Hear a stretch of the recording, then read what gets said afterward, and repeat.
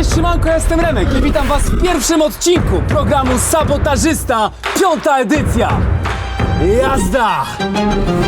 Zaprosiłem kilkunastu uczestników do naszego potężnego zamku, by w jego murach mogli codziennie ze sobą rywalizować w zadaniach rodem ze średniowiecza. Wszystko po to, by wykazać się hartem ducha i zawalczyć o największą dotychczas nagrodę – 100 000 złotych. Problem w tym, że nie wszyscy grają czysto. Pośród szlachetnych uczestników ukrywają się sabotażyści, których tożsamości nie poznamy aż do końca gry, a ich jedynym celem jest doprowadzenie drużyny do porażki. Każde niewykonane zadanie to więcej pieniędzy na koncie sabotażystów, a mniej w puli uczestników. W tej edycji sabotażyści mają jednak większe możliwości niż kiedykolwiek wcześniej. Wyposażeni są w nowe i ukryte mechanizmy oraz intrygi. Mogą skuteczniej manipulować przebiegiem gry i losami całej drużyny, tak by ich tożsamość nie wyszła na jaw. Oprócz sabotażystów i uczestników w 5. edycji jest jeszcze jedna wyjątkowa postać, która sporo namiesza.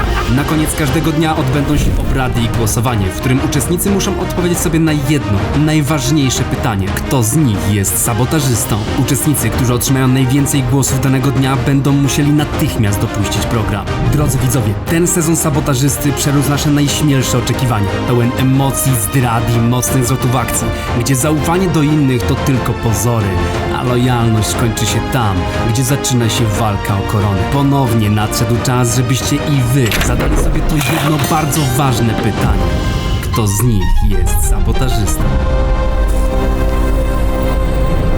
Głównym partnerem programu Sabotażysta 5. edycja jest ING Bank Śląski.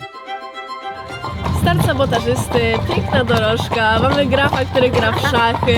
Drodzy widzowie, skoro jesteśmy w kinach w całej Polsce, to przywitajmy gromkimi brawami pierwszych 3 uczestników programu Sabotażysta 5. edycja. Nawcia, Graf i Mafeszyn. Cześć, jestem Nawcia, na co dzień jestem streamerką i streamuję na Twitchu. Również prowadzę swoje socjale na TikToku, na Instagramie, a teraz jestem w sabotażyście w końcu. Ale Moi goście programu docierają na miejsce, czyli średniowieczny i klimatyczny jarmark.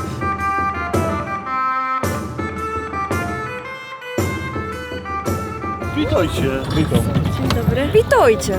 Nazywam się Julia Kuczyńska, ale raczej większość osób mnie zna jako Mafeszyn. Jestem przede wszystkim mamą, osobą medialną, influencerką.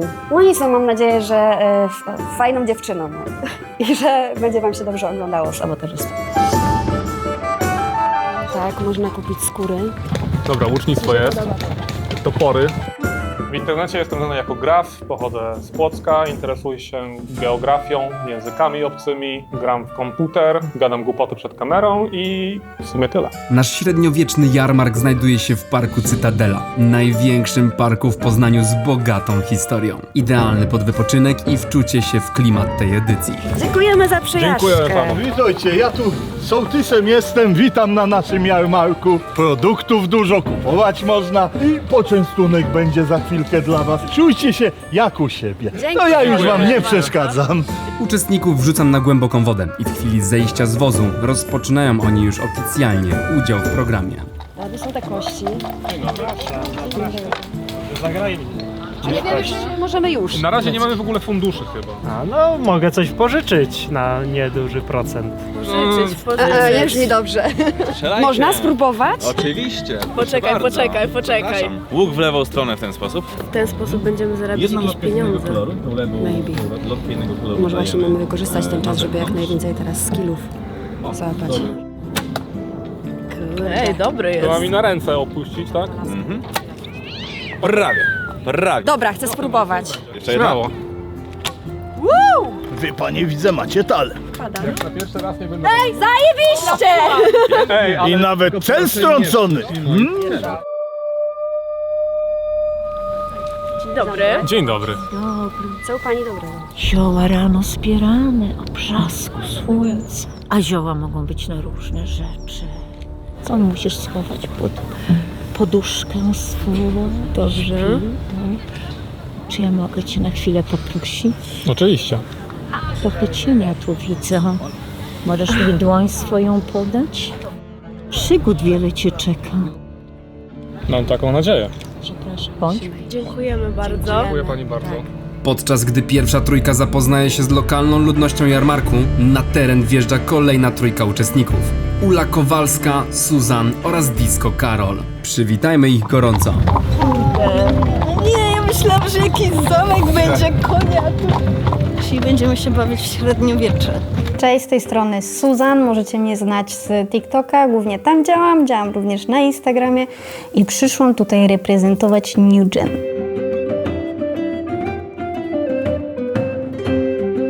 Witajcie łaskawe państwo, dobry. Zapraszam. Ja się czuję jak w jakimś filmie w ogóle. Siema. Nazywam się Karol, szerzej znany jako Disco Karol. Głównie streamuję, też robimy muzykę z chłopakami, jestem w ekipie Brokies. No i przyjechałem tutaj ogólnie, jak sama nazwa wskazuje, po pieniążki, nie? Ej, czy my będziemy mogli pojeździć na koniach? Na co dzień jestem piosenkarką. Przed przyjechaniem tutaj spałam ogólnie 3 godziny, serio 3 godziny, tak się stresowałam i nie wiedziałam czego jakby mam oczekiwać. Wjechaliśmy tutaj w ogóle na jakiejś dorożce konnej. To jest w ogóle what the fuck, co się dzieje? Na jarmark żeście trafili, chodźcie, zwiedzajcie, czujcie się jak u siebie. To fajnie to jest. Jak w Wiedźminie, jak w RP jakimś. Cześć! Siema. Co bardzo istotne i już klasyczne wręcz w programie Sabotażysta, to to, że uczestnicy nie wiedzą o sobie nawzajem aż do momentu rozpoczęcia programu. I to właśnie w tym momencie widzą się pierwszy raz. To oczywiście bardzo celowy zabieg z mojej strony, by uczestnicy przed programem nie mogli przygotować sobie taktyki na wzajemną grę. Panie, co ja o nich myślę? Jak pieniądze zostawią, to dobre goście.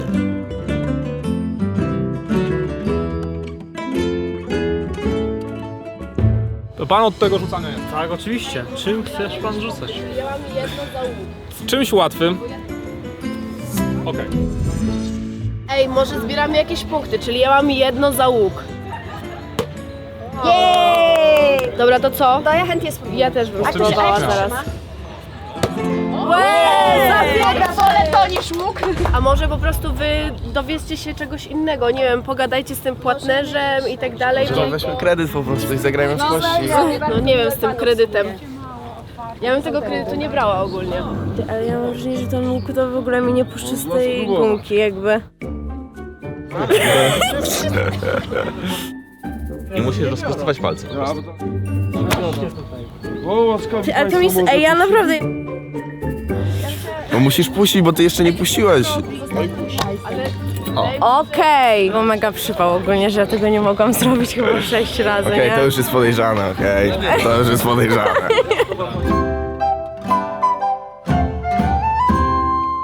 Ryba jak ryba. Świeża. Z oczu dobrze jeszcze patrzy. Wygląda trochę jakby to był zgniły śledź. Gdzie jest zgniły? A potrzebuje Poza pan tym to nie jakiegoś śledź. giermka, żeby to ofiletował albo coś? Nie, no sam filetuję. Jak ktoś potrzebuje, to filetuje na miejscu. Zobaczmy te topory, bo mnie to najbardziej zaciekawiło od początku. To biegnie. Nie no, Komuś zimno. tak, kolczugę zobaczyć można. Oczywiście, proszę. Najlepsze jest to, że ci pasuje, nie? No, a jak się nazywa tamten wichajster? To? Heister. Wichajster, no nie wiem, jak to nazwać. Zostawmy Wichajster. Ale wydaje mi się, że naprawdę Remek się postarał. To jest buzdygan do bicia... Nie powiem kogo. Jak? Zdygan? Nie, to jest chyba Morgenstern? A i prawda, Morgenstern z Niemiec. To jest. Ej, nie zapamiętałam imienia tego chłopaka. Graf? Ej, on jest jakiś gigamądry. On jest turbo inteligentny. Ej, dosłownie ja jak go słucham, to się czuję, jakbym słuchała takiego jednego typa w klasie, który w ogóle najmądrzejszy, on wie wszystko. Ja tak, okej, boss, okej. Brawa dla kolejnych 3 uczestników Sabotażysty. Trips, Oliwia Misztal oraz Marcel Pietrasiński. Ja w ogóle kocham takie rzeczy. Siemanko, jestem Trips, jestem producentem muzycznym, DJ-em. Biorę udział w Sabotażyście, bo mnie zawsze fascynują te produkcje YouTube'owe. Jestem trochę z innego świata, bardziej muzycznego. Jestem też teraz trenerem The Voice Kids. Jezu, kocham to! Zajeżdżajcie. Ja porobię, a ty poczywaj. Coś takiego.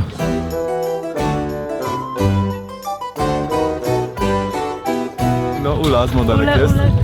Ma fashion. Tak? Powiem tak, ja nikogo nie znam. Tak? Ale Dobra, to jestem możemy we totalnie- to trójkę ja się będę z trzymać. wami, okej. Ja jestem introwertykiem Na razie, totalnym. Tak samo, Tak? ty jesteś. No jestem. Gadasz cały czas przed kamerą, Stary, tak ale... zamknąłem. ale... Nazywam się Marcel, jestem z zawodu tarocistą, rytualistą, poza tym jestem twórcą w internecie, dodatkowo hobbystycznie zajmuję się modelingiem. Ciekawe jakie mam podejście do wróżb, bo celkiem ci O, tak? Spalał mnie tu w pierwszym odcinku. Obserwuję cię. Ja ciebie też. Oh my god. Cześć, ja nazywam się Oliwia Misztal. W internecie działam tak bardziej lifestyle'owo, modowo. Mam swoją, mogę powiedzieć, raczkującą markę odzieżową i dziecko, już nie raczkujące. I się mega cieszę, że tutaj jestem. Tylko, że ja nie mam... Hej, miło poznać. Ale to możemy, może nie na hazard. Okej, dobra, na dobra. początku dla gry po prostu. Dobra. Powoli, ale się zjeżdżają. Czekamy jeszcze, bo nie wszystkie są, widzę. Ale będą, już zaraz będą. Się w ogóle wydaje, słuchajcie, że my tutaj się bawimy, a tu już trzeba kminić. Tak. Moim zdaniem też To później będą konkurencje i tak dalej. Gdzieś poleciało. Ja się zajmowałem tym ogólnie. To jest Naprawdę? mój sport. No to jak Nie coś jesteś z wierzę. nami w drużynie i zarabiasz 12 denary czy coś. Pięknie. Okej. Jest! Udało się. Mamy to. Umiem iść dalej. Naprawdę uważaj, bo coś niedługo czai się tu mrocznego koło ciebie. Mikołaj odejdzie. Koniecznie dusza ludzka. Uczestnicy w oczekiwaniu na kolejnych zapoznają się ze średniowiecznym jarmarkiem, jaki dla nich przygotowaliśmy. Ewidentnie wczuwają się w klimat, jaki panuje w 5. edycji Sabotażysty, o którym nie mieli pojęcia. I jak widać, mają niemałe zdziwko. Dzień dobry. Dzień dobry. Witajcie. Co robicie tutaj państwo? Odpoczywamy. No też troszkę się grzejemy. Nie macie termicznych kalesonów? Co to takiego? Z tym pana jajkiem jest nie tak. A za ile pan by sprzedał? Za 6? Myślę, żebyśmy się dogadali. I ogórek. A ja mam jakieś Ogórka muszę skołować najpierw. Możemy właśnie powinniśmy iść zjeść. Graf powiedział, że mamy nie iść jeść i wszyscy po prostu go posłuchali. Wszyscy powiedzieli, Bo graf jest jakiś bo on jest gigamądry. sabotażystą po prostu i wszyscy go słuchają. Na pewno ktoś wymieni za ogórka chleba. To najpierw, ja wiem, że ty teraz masz chyba. Pójdę, poszukam, czy ktoś ogórka ma. Ma ogórka, weź te 4 srebrniki, pożyczamy, tak? Czy co robimy? Czy po prostu dostajemy? Za ładne oczy. Zawsze to lasa. Droga białą, no dobra, już niech będzie, oddam. Dziękujemy bardzo. Ale chleba też wyście. Musisz ogórka za 3 kupić. Za 3? Tak, i musisz się A targować. dlaczego 1? Bo tak powiedział mi, bo daję mu jeszcze kolczyk. Tak, ten mogę oddać. No i będziemy mieli jajko. Ty zobacz, A nie- czy na nie- stole śniadaniowym jest ogórek Loki. No i co? Ej, dobra, co się stało? Szukamy ogórka. O Jezu, ogórki kiszone są. To ja już mogę zostać przy stole. Czy będziecie źli, jeżeli ukradnę troszeczkę ogórków? No weź jednego, on nie powiedział ile. Ja biorę tą michę, żeby se wybrał. A po co wam smocze jaja? A po co nam nie spocze jajo? A po co wam smocze jajo? Chcemy ogórę. Kurde. Tak, ale mam tylko 2 te srebrniki. 2 srebrniki? Tak. Dobrze może być. Tak? Zniżka. Proszę bardzo, 2 srebrniki. Dziękuję serdecznie. A ty masz a ja takie ogórki mam. Gdzie to jajko? Ja już nie potrzebuję ogórka. Ale gdzie ma pan jajko? Nie jest jajko. Proszę bardzo. Niech stracę. Ale zarobiście Przepraszamy zapomniał o kolczyku. Patrzcie, wiedziałam. Co? Kto to zapamiętuje? Ja to zapiszę, halo. Zapisuj E11 łamane na A3. A ja się Widzicie? zastanawiam, czy to jest do sabotażysty, czy to jest po prostu oznaczenie. Możliwe, że to jest oznaczenie, ale warto zapisać, nie zaboli. Zapiszmy, no.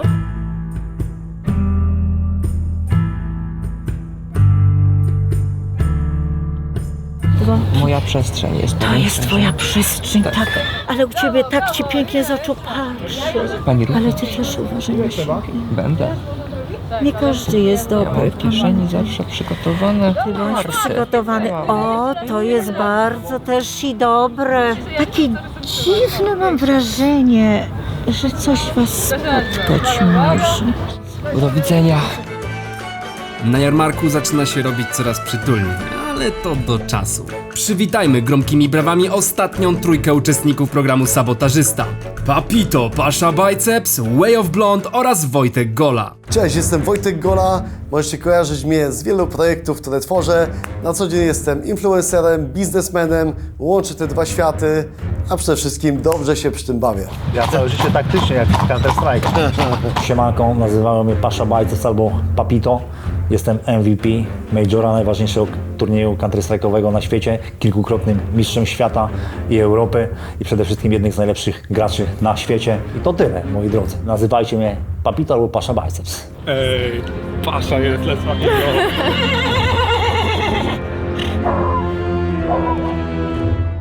Witamy! Witajcie, ja tu sołtysem jestem, wiecie?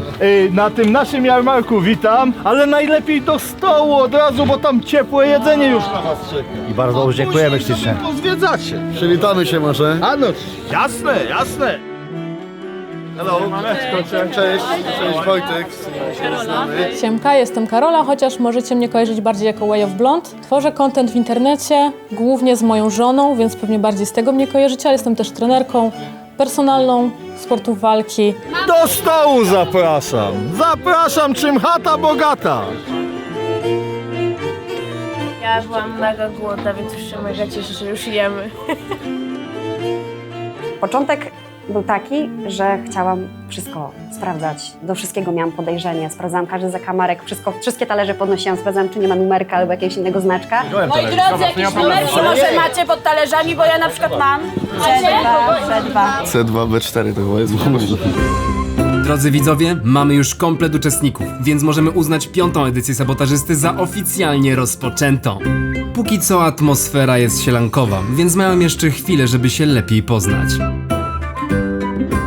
Drodzy widzowie, rozkład jazdy programu Sabotażysta, 5. edycja, czyli kiedy i jakie filmy są publikowane. 8 odcinków programu Sabotażysta publikowane dokładnie w tych datach. Zapiszcie sobie w kalendarzu, ustawcie budziki i oglądajcie na bieżąco, bo wtedy będziecie mieli najlepszą imersję z oglądania programu. A uczestniczenie w dyskusji w komentarzach z innymi widzami to po prostu najlepsza zabawa, jaką możecie sobie zafundować. Co bardzo istotne w programie Sabotażysta to to, że wy, drodzy widzowie, bawicie się równie dobrze w to, kto z nich jest sabotażystą, więc obserwujcie bardzo uważnie zachowanie uczestników. A żeby wszystko na sam koniec zrozumieć, zobaczycie potem materiały bonusowe. Materiały, które są bardzo ważne z perspektywy mojej, twórcy programu, jak i mojego zespołu, ponieważ to właśnie w tych materiałach, jak backstage, jak wszystkie sceny sabotażu, zobaczycie dokładnie wszystko to, co ukryliśmy przed waszymi oczami. Analiza pokoju sabotażysty, backstage całego programu, wszystkie sceny sabotażu i naprawdę sporo innych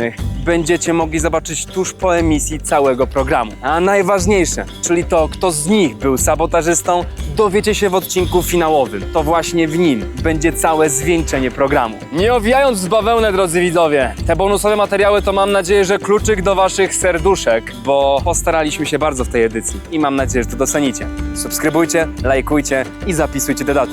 Tymczasem wracajmy do programu. Jest taka technika, że się tutaj wbija. Jak tutaj wbijesz, to wtedy tak sobie stary, zobacz co się dzieje. Teraz jest kulturką. Taka inna. Taka polska.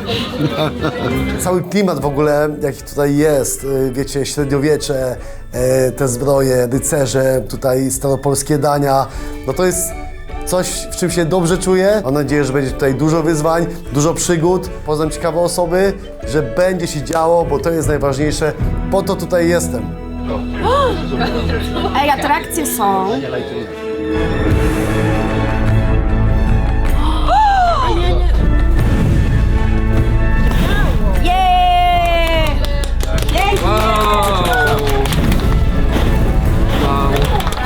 Jedzenie i oglądanie YouTube'a, to średniowieczna potrzeba, żeby zawsze była rozrywka jak jest.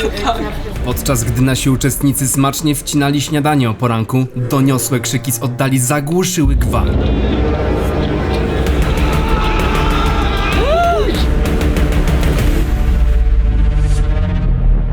Czy to jest jakiś najazd? Dawaj z nimi!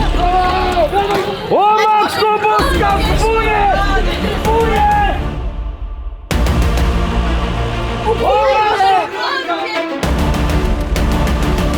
Bierzemy kosy. To jest!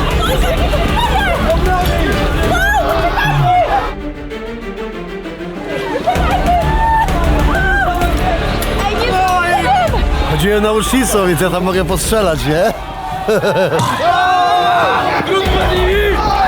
Dzieje, Jezu, tak zrana!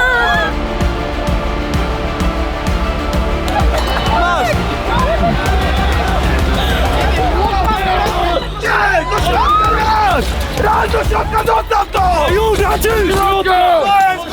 Dawaj, Zik! Dawaj! Idź! Już! Idziemy! Dalej do środka! Dalej, dalej! To nie są żarty, dalej! Agresja i to mocno. Dalej! To nie są żarty, dalej! Dalej! Ja się wam w ogóle nie boję!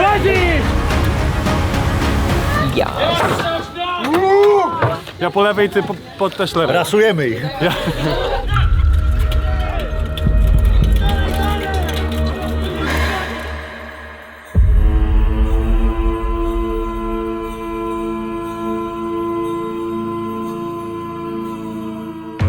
Uczestnicy! Przed wami ostatnia próba, zobaczymy! Czy dostaniecie się do programu, bo nic nie jest pewne! Wdyby ich! Jeśli każdego! Ruchy, jazda! Wdyby!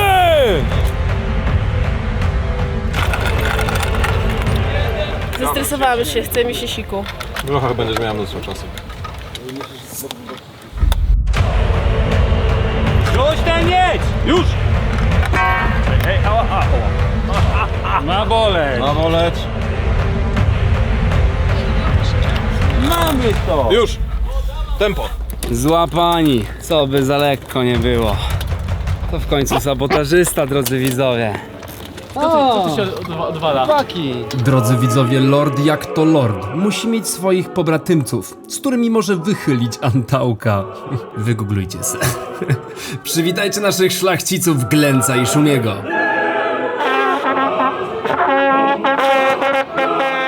Fajny koń, Mustang, tak? Fajny, nie? No i chojrakuje mi tu dzikus. Co, pójdzie na loterię? Wory na głowę i z nimi! Pochyl się! Na ścięcie idziemy? Mało powiedziane. Widzisz ten Wojtek Gola wystraszony, bo jeszcze nie wie, czy w naszym uniwersytecie są ty, druidzi czy nie. No. Ale ci nasi od lorda szykowni. No szykowni. Twardzi. Gdzieś są nasze rowary.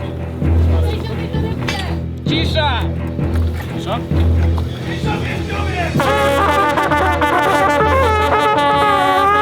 Film na seks. Przed uczestnikami próba charakteru, w której będą musieli udowodnić, że są godni bycia nazwania uczestnikami programu Sabotażysta 5. edycja. Transportujemy ich teraz do miejsca, które jest wręcz idealne pod pierwszą próbę uczestników. Fort 6.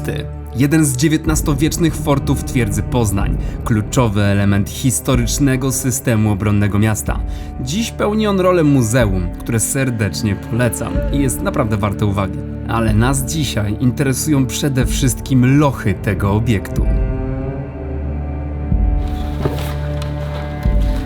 Będzie kawa jakaś, bo już nie mogę. To on! Od początku się podejrzewałem. Poza temperaturą bardzo mi się podoba. Zawsze chciałam spędzić dzień w jakimś ślubie. Dziwna sytuacja. Dobrze, nie mam klaustrofobii. Jajca. Czy ty masz obcasy? Dobra, posłuchaj mnie, bo nie będę powtarzał. Przed wami pierwsza próba. Macie tutaj dwa cele. Pierwszy, uwolnić jak największą ilość osób z Voxkaidan. Drugi, wydostać się z tego pomieszczenia. Gdzieś tu jest też ukryta instrukcja, jak się z tego pomieszczenia wydostać. Wy musicie to znaleźć. Macie na to maksymalnie 45 minut. Zagadki, które są umieszczone w lochach, wcale nie są takie łatwe. Zobaczymy, jak im pójdzie. Ciekaw też jestem, czy sabotażyści już w pierwszym zadaniu dadzą o sobie znać. A może zrobili to już wcześniej, skoro program się już dawno rozpoczął. 45 minut start! Tu jest mega dużo rzeczy, bierzcie to. Oliwia i Ula złapały za jedną z trudniejszych zagadek do rozwiązania. Kryptex, którego można otworzyć tylko po zdobyciu 6 właściwych znaków. Każdy zwój kryje za sobą jeden znak, a żeby go pozyskać, muszą rozwiązać zadania. Raz trzeba będzie rozwiązać sudoku i z wyniku wyznaczyć literę, innym razem odtworzyć ścieżkę na siatce kropek, dokończyć układ, czy też wychwycić powtarzający się znak, albo znaleźć jedną drogę przez labirynt. No trochę tego jest do zrobienia. No ale jest ich 12 i mają jeden wspólny cel – wydostać się z lochów. Przed wami spoczywa Kryptex, kunsztowy mechanizm, który... Powiedzą, że to jest niszczenie produktu. Słuchajcie, śmiałkowie i rozumu bystrzy strażnicy. W opowieści, którą przeczytacie, to jest wskazówka ku dalszemu szyfrowi. Z każdą dobrze rozwiązaną zagadką zbliżają się do prawidłowego szyfru. Dopiero pełen, bezbłędny układ uruchomi Kryptex. Jeden fałszywy znak wystarczy, by tajemnica pozostała zamknięta. Jestem przekonany, że coś tu będzie. To nie ma tu nic. I to mnie martwi. W czym ja grzebałem? Czy to ma jakiekolwiek znaczenie, do tego nie wiem. No jest to oszust. Jak to zwykle bywa w sabotażyście, chaos na start. Zero organizacji i kompletna samowolka. To idealne warunki do tego, żeby sabotażyści robili swoje. Dajmy im się wszystkim rozgrzać, muszą złapać, o co w tym chodzi. Wojtek, jak ubrudziłeś łapy, to tam jest jeszcze jedno zadanie dla ciebie. A weź po bokach. Kamień. To wygląda jak klucz. O, jest, widzisz? Dobra, mamy kluczyk. Ej, znalazłem klucz do własnej kurtki. Kazałam ci grzebać ten w błocie. Masz. Wow. Mamy Wojtka Udało się! Swobodnego. Jestem wolny! A Nic nie rozumiem. Nic nie rozumiem. Sałatę? Zadanie z lochami okazało się być naprawdę trudne. To, że musieliśmy znaleźć te kluczyki, odblokować swoje ręce z, zapomniałem jak to się nazywa, z tych kajdanów drewnianych, to było naprawdę, okazało się trudnym zadaniem. A patrzyliście tą sałatę? Kapusta. Kapustę. O! Mamy! Masz? Ja nie mam. Może jest tylko w jednym, ale jeszcze sprawdźmy. Mamy kluczyk. Mamy kluczyk? Dobra, po kolei każdego otwieram. O! Mamy! O! Wewnętrzna kieszeń, suwak. To jest notes, w notesie jest długopis. Dobra.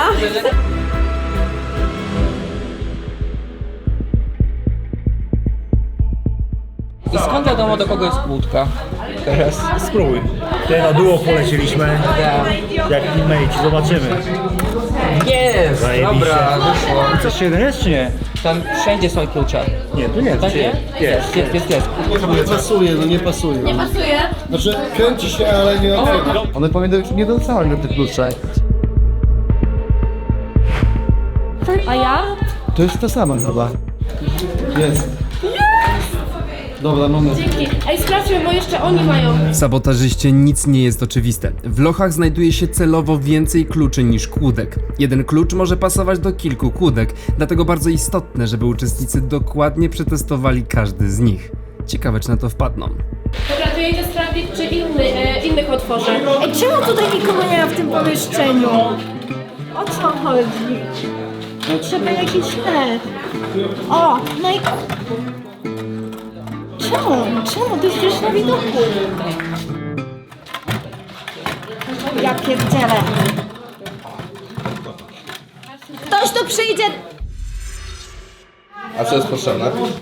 Ktoś jeszcze, bo nie chcę chociaż zrobić pojedynczego. A, ja myślałam, że jesteś operatorem. Bo mi świeciło. Okej, skupcie się, bo brzmi to hardkorowo, ale jest naprawdę bardzo proste. Uczestnicy muszą najpierw policzyć litery w pełnej ksywie gospodarza programu. Siemano. Do tej liczby muszą dodać numer obecnej edycji sabotażysty. R4, No. albo chyba, że Rezidiusz, no to będzie 9. To plus 5 równa się 9. Następnie od wyniku muszą odjąć cyfrę widniejącą na jednych z dyb, które mieli na rękach, czyli te kajdany średniowieczne. Jedne dyby mają cyfrę, sprawdźcie swoje dyby. Moi drodzy, halo, sprawdźcie, czy na dybach, na drewnie macie gdzieś cyferkę napisaną. Jak macie, dajcie znać. No ale każecie sprawdzić, a jak sabotażysta będzie sprawdzał, powie, że nie ma. No wszystko trzeba sprawdzić. Cyferkę? Otrzymany wynik da im pierwszą cyfrę kodu. A żeby pozyskać pozostałe, będą musieli rozwiązać zagadkę ukrytą w plątaninie linii.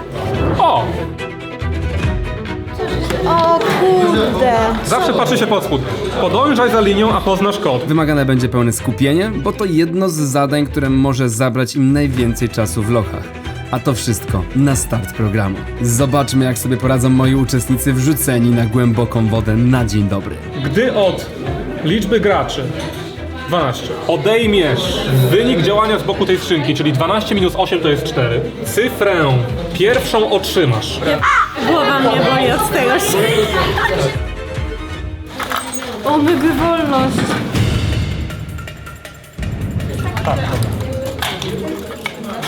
Dobra.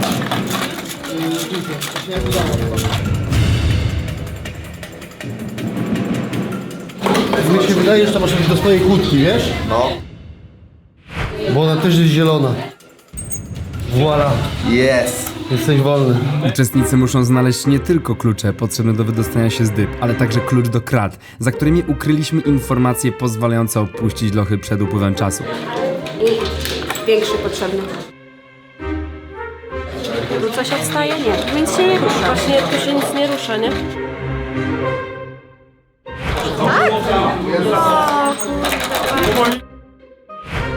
Nie działa nic? Uwięzieni w dybach pozostali już tylko Marcel, Trips i Graf, a czas ucieka. Presja rośnie, a to nie sprzyja logicznemu myśleniu. Mam 3 klucze w ręce, weź je, bo ja tutaj zostaję. Dobra? Nie wiem, czy trzeba coś nacisnąć, czy trzeba pociągnąć. Nie mamy cyfry na dybach, więc nie znamy też pierwszej cyfry. Mamy 100 kombinacji. Czy ty, Suzan, coś robisz? Próbuję to rozkminić, a to Dobra, potrzebuję. zostaw mi to proszę. Chodzi o Wszystkie to? dyby sprawdź, na których dybach jest liczba. Fizycznie na drewnie według mnie.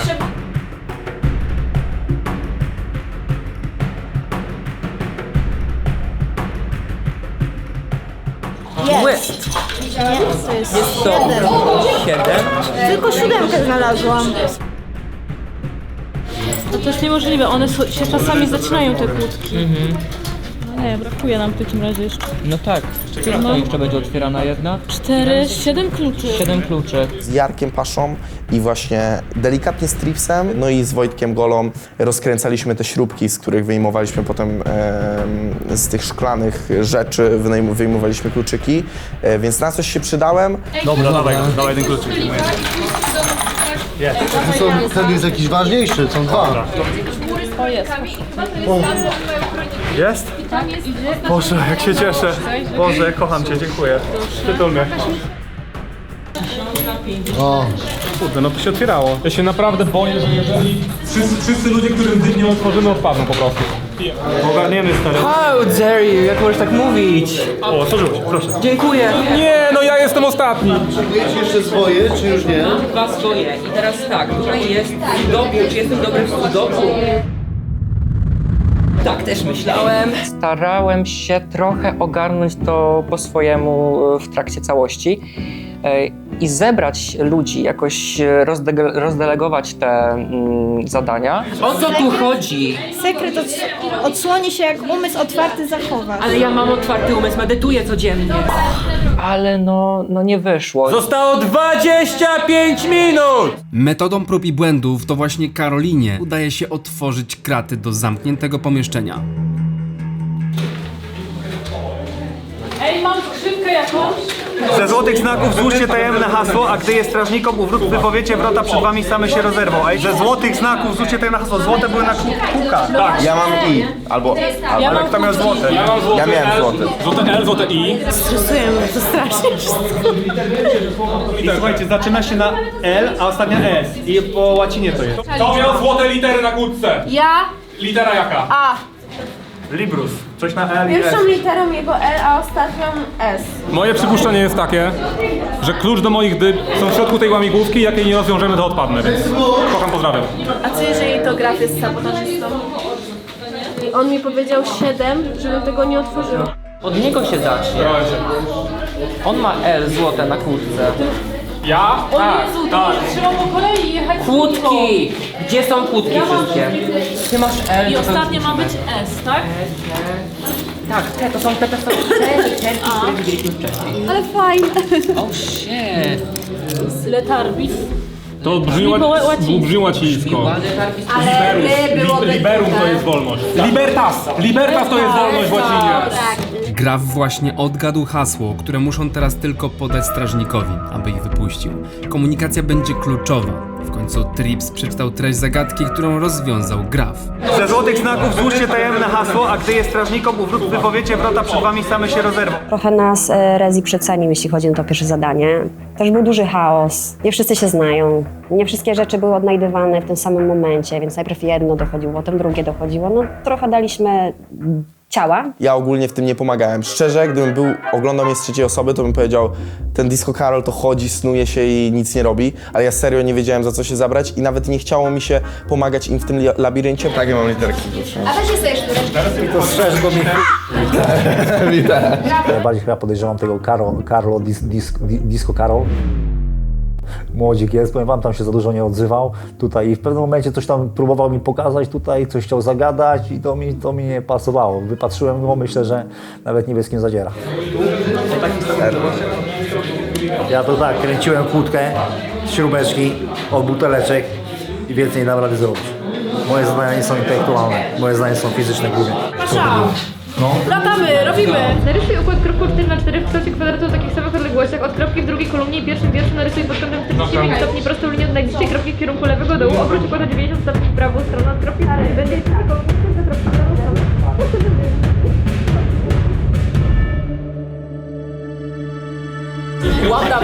Nie zdążymy, i trzeba się przyspieszyć. Musimy jeszcze wyjść, słuchajcie. Czasu jest coraz mniej, a uczestnikom wciąż nie udało się rozwiązać dwóch najtrudniejszych zagadek. Ciekawe, czy uda im się uratować Grafa, zanim czas dobiegnie końca. Szedłem tutaj, drugi zginął, trzeci zginął i doszedłem. 4, tu jest 4 rozwiązanie z tego. 4. Pani, czy wierzysz mu teraz? To. No nie no, przyszedłem, 4 wojów było. Jest klucz w kapuście! Wiedział. Kto mówi, żeby rozwalić tą kapustę? Graf, chodź! No nie no, super, wiesz. Ja was naprawdę lubię i naprawdę chciałem z wami spędzić więcej dni. Pierwszą literą jego L, ostatnią zaś S. Czyli zaczyna się na L.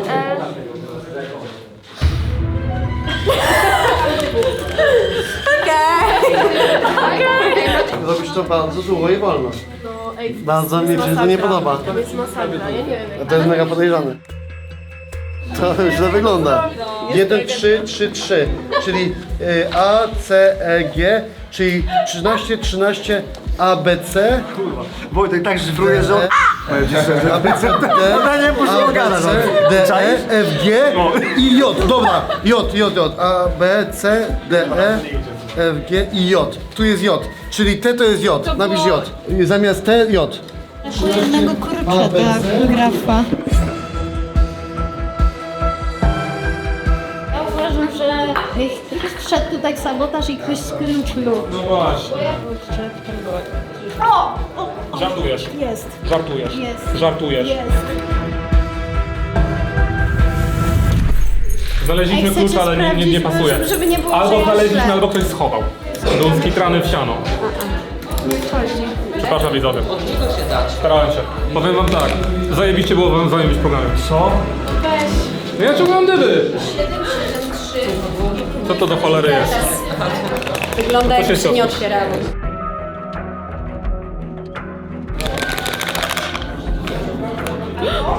Jest, wyłazi! Co ty gadasz? Masz to? Nie, no znowu będzie sinusoida i znowu się nie otworzy. No to musi być w tej skrzynce jeszcze jeden. Dobra, to pomóż mi z tym, to cię może uratuje. Już mamy dwie literki, mamy B i J. Niechaj rachuba wasza będzie uważna, albowiem, czyli S trzeba zastąpić tym, która litera najwięcej. J, Ja się tu czuję, jest jakbym najwięcej. z ojcem rozwiązywała zadanie domowe. Już. Zróbcie sobie po prostu, spiszcie alfabet i każdą literkę widzicie po kolei. Rysujcie. Dobrze, policzmy. 1, 2, 3, 4 i w bok na 5.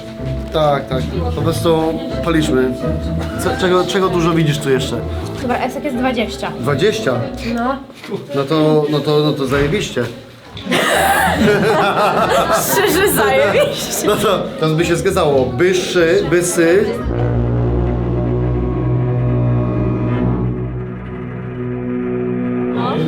Od punktu, w którym znajdujemy się, narysuj prostą linię do punktu w pierwszym rzędzie i trzeciej kolumnie. Jeżeli obrócisz obrazek o 45 stopni w prawo, będziesz w stanie odczytać 5. literę hasła do konta. No to albo E, albo M to jest. Ja mam dopiero bysy i w ogóle na J się kończy, nie? 7E, 10G, A, B, C, D, E, F, G i J. 13J. Więc ten jest na J na pewno. Ale wychodzi dziwne słowo, bo wychodzi B początkowo, bysy, na końcu J. Miło było z wami. Zostawcie wszystko tak jak leży. Ci są uwolnieni bardzo dobrze, gratuluję. Ci, którzy cały czas w dybach. Trudno! Nie udało się. No, powiem wam, ciężko z tymi zadaniami ogólnie. Drodzy widzowie, czas uczestników właśnie dobiegł końca. 11 więźniom udało się oswobodzić z dyb, lecz 12, Graf, pozostał zakuty. Nie zapomnijmy jednak, że samo uwolnienie się z kajdan nie było jedynym celem tej próby. Uczestnicy mieli również wydostać się z lochów, a tego nie dokonał nikt. I mam niestety wrażenie, że cena za tę porażkę będzie wyjątkowo wysoka. Sabotażyści mogą świętować niezależnie od tego, ile było w tym faktycznego sabotażu, a ile chaosu i nieporadności samych uczestników. Jedno jest pewne. Konsekwencje tej klęski dopiero nadejdą. Jeśli chodzi o zadanie, jeśli ja bym był sabotażystą, to ja bym się starał pokazać z jak najlepszej strony w tym zadaniu. Ja nie szukałem osób, które po prostu na przykład siedzą i nic nie robią, to byłoby zbyt obvious. Po dzisiejszym zadaniu doszedłem do wniosku, że nikt z nas po prostu tego nie potrafił zrobić i to nie była kwestia tego, że sabotażysta jest jakimś ultrageniuszem i wszystkich robił, tylko po prostu nikt tego nie umiał zrobić i po prostu to było dla nas za trudne. Pokazało, powiedzmy, ułomność naszej grupy i to, że dopiero się domykamy, poznajemy. Ale ja jestem z siebie zadowolona.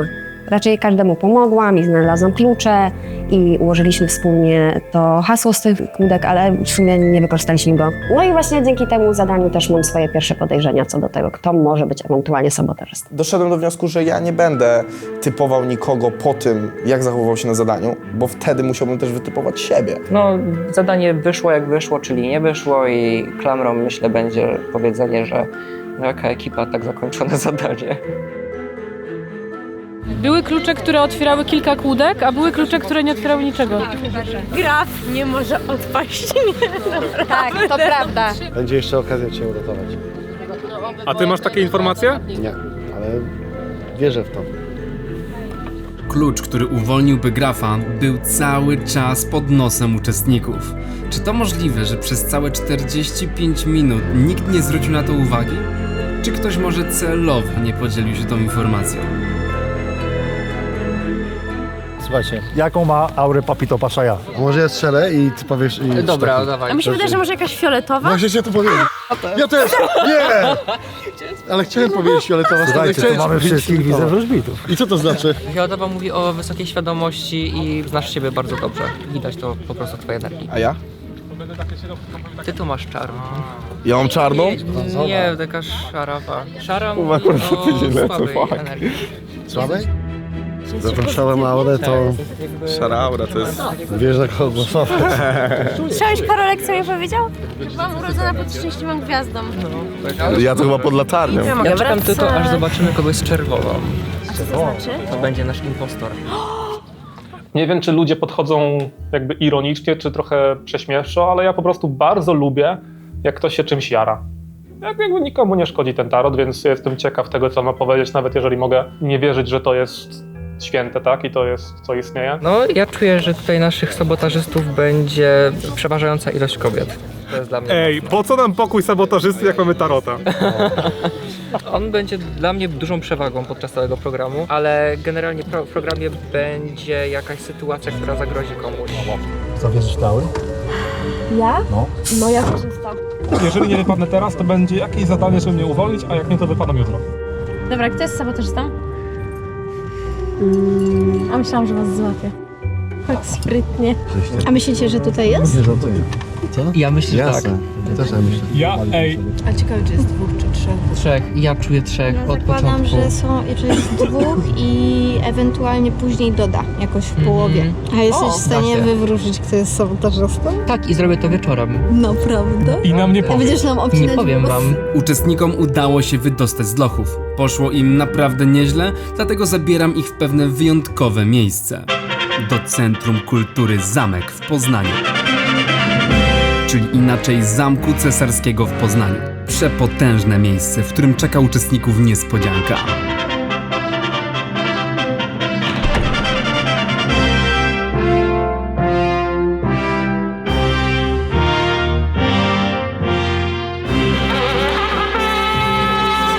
Uczestnicy! Jesteście! Jak się cieszę! Zapraszam tu do mnie! Chodźcie!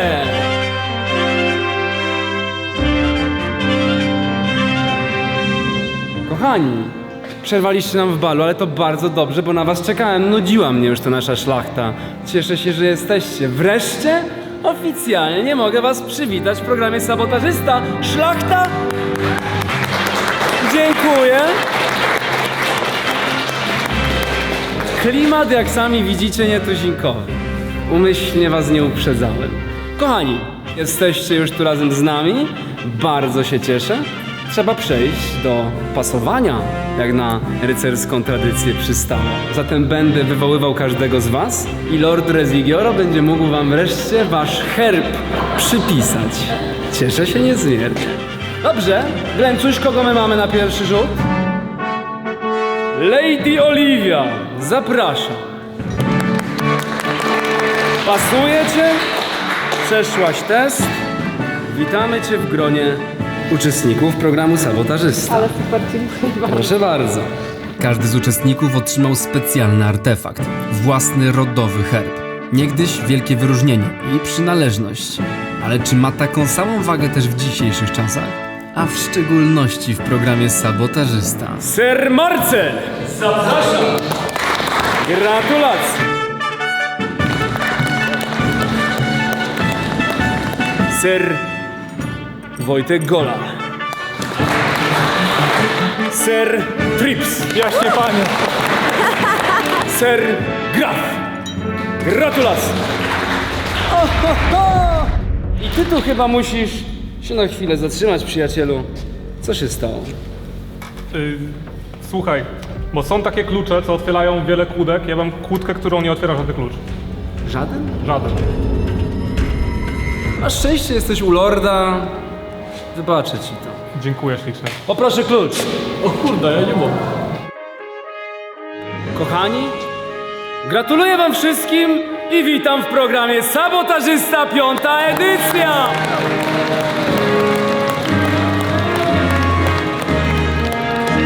Trzeba zacząć tą piękną ucztę, zatem proszę o uwagę, szlachta wypadł. Teraz ugoszczę swych uczestników. Szkoda to jeść. To jest tak piękne. To jest szczególnie piękne, ci rycerze. To jest niesamowite, kto to robił. Ja jestem tutaj dla bufetu po prostu. To chyba dobry moment na to, by pogratulować wam raz jeszcze. Możemy to przekuć w solidny toast. Trzymam za was kciuki i wygra najlepszy bądź najlepsza. Bo wygrywa tylko jedna osoba. Na zdróweczko. Zdrowie króla! Och, te piękne, szczere uśmiechy i te pełne zaufanie. To coś pięknego. Kurna, pamiętasz z naszych czasów? Byliśmy przy ognisku. Siedziałem na klocku, spróchniałem drewna. A teraz? Prosecco, torcik, powitamy. No jest dobra energia, jest fajna ekipa w ogóle. Zdziwiło mnie też to, że ta ekipa, która tu jest... Ja miałem czasami wrażenie, jak byłem z youtuberami, że trzeba taki robić zawsze overreacting, to mam wrażenie, że te ziomki są naprawdę takie stonowane i fajne. Myślę, że jest bardzo fajny podział, bo mamy ludzi mających chyba 38 najstarsi, no i mamy Chyba Disco Karol jest najmłodszy, bo 19, więc dosłownie dwukrotnie jest ta różnica wieku. Również są różne sfery internetowe. Spisuję kolejność, w jakiej kolejności dostali ludzie. Najprawdopodobniej się nie przyda, ale gdyby był moment, że jest to potrzebne, to jestem pokryty. A i tak nic nie robię. Ula. Ona co ona ma? Ula ma łuk. Nie, łuk ma Suzan. Dobra, mam wszystkie info. z literami. Oczywiście. Litery mogą być istotne. Dobra, bo ja chcę sobie to przepisać, wiesz? A, jasne, kopiujemy, bo jak mi zabiorą notes nagle... To się wzięło nie od... Niektórzy myślą, że od mafinki, ja się wzięło od marchewki. W ogóle to jest długa historia, no. Znaczy jadłaś dużo marchewek i byłaś pomarańczowa. Na mnie mówili i potem mówili MAF jako skrót i ja sobie zrobiłam fashion. Mój herb, który otrzymałam, to róża. Rozkminialiśmy potem przy stole, czy może nie jest to związane właśnie z tymi różnymi stoiskami na tym jarmarku. Otrzymałem herb tak naprawdę tygrysa. Nie wiem, ja się utożsamiam z tygrysami. Mam tatuaże, nawet zobacz, tu mam tatuaż tygrysa, tu mam tatuaż tygrysa. Uczestnicy, jesteśmy już po oficjalnej części. Bardzo się cieszę, że jesteście. Raz jeszcze brawa dla was, jesteście tu wszyscy. Bardzo mnie to cieszy. Kochani, gra się oczywiście rozpoczęła. I to już dobrych kilka godzin temu. Jak się pewnie domyśliliście. Pośród was są ci, którym ufać nie możecie. Mam nadzieję, że na jarmarku słuchaliście uważnie ludzi otaczających was tam, bo ludność wie dużo. A dobra władza i dobra szlachta, która słucha swoich chłopów, może na tym dobrze wyjść. Ale co było, to było. Uczestnicy, zwani już dzisiaj oficjalnie szlachtą, polecam wam ukryć swoje herby. Bo są waszą osobistą, ważną rzeczą, która może się przydać na późniejszym etapie naszego kochanego programu Sabotażysta. Zatem chyba trzeba ruszyć do bazy, którą należałoby wreszcie poznać i się zakwaterować. Zatem dziękuję za tą piękną ucztę. Raz jeszcze brawa i pędzimy!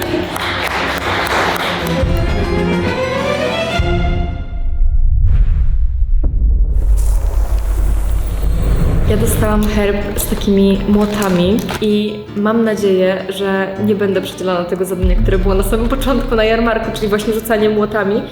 A ja na setkach młoty mam! Wyjdę na młota. Są to połapki. Zauważyłam, że niektórzy mają właśnie herby nawiązujące do takich stanowisk, które mieliśmy w tym pierwszym obozie. Na przykład Suzan miała łuk. Ja mam jelenia. Lew, tygrys, jeleń. Ja mam jelenia. Ja potencjalnie mogę wiedzieć, jak wyłapać Sabo. No dawaj. Oglądałem sezon 4, dosłownie kilka dni temu go skończyłem. I oglądaliście ten behind the scenes i tak dalej? No. To Natsu z nimi gadała. Przez komputer. Do mnie nikt nie gada przez komputer, do mnie zadzwonił Rezi, jak zdrówko. No i też dłużej podobno na setkach trochę są. Tak, dłużej na setkach. Ładne to. Takie ciężkie. Ciężkie, no. A ja Zabierasz do domu na pewno. mam nadzieję, bo to ja sobie zostawię, będzie w gablotce ładnie. Piątka, nie? Słonia mam. A tak naprawdę się okaże, że musimy to sobie wykradać z pokoju. Moi drodzy. Oho, leci bomba. Jas. Zostawiła leżąca na ławce, to wziąłem. I mówię wam o tym otwarcie, ponieważ wziąłem to nie, żeby jej zrobić na złość, tylko ja jej to, jak tylko dojedziemy, jej to wręczę i powiem, żeby nie zostawiała rzeczy na miejscu. Polecam wam ukryć swoje herby, bo są waszą osobistą, ważną rzeczą. To zostawienie tarczy przez Oliwię na ławce, którą ja zwinąłem tą tarczę. Nie wiem, czy to była celowa niekompetencja, czy specjalnie ją tam zostawiła, więc to na razie jest taki lekki sus, że tak się wyrażę. A mieliśmy tego pilnować. Rezi nam o tym powiedział. To są topory. To jest Oliwia. Oliwii, tak, to ciągle na nią Julia mówię z takich powodów. Co symbolizują topory? Tak, bo topory i łuk to są jedyne atrybuty, które nie należą do natury, bo każdy inny należy. Tak, topory i łuk są stworzone przez człowieka i są najbardziej ofensywne, bym Tak, powiedział. są groźne. No, midalisowe. Jakaś rozkmina. Ty masz sowę? To jest mądre. Ty pasujesz do sowy. No bo mądra są. Uczestnicy programu Sabotażysta 5. edycja dotarli do swojej bazy, czyli pałacu w Wąsowie.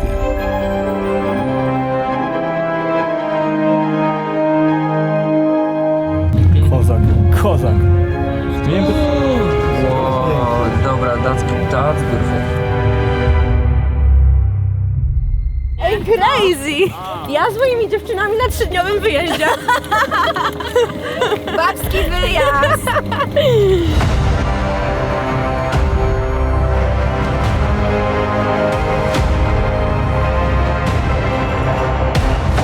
No dzień dobry, witam uczestnicy! Witajcie kochani! Witamy, witamy. Tak, to my! Dzień dobry, hej! Już do was schodzę. Kocham takie klimaty.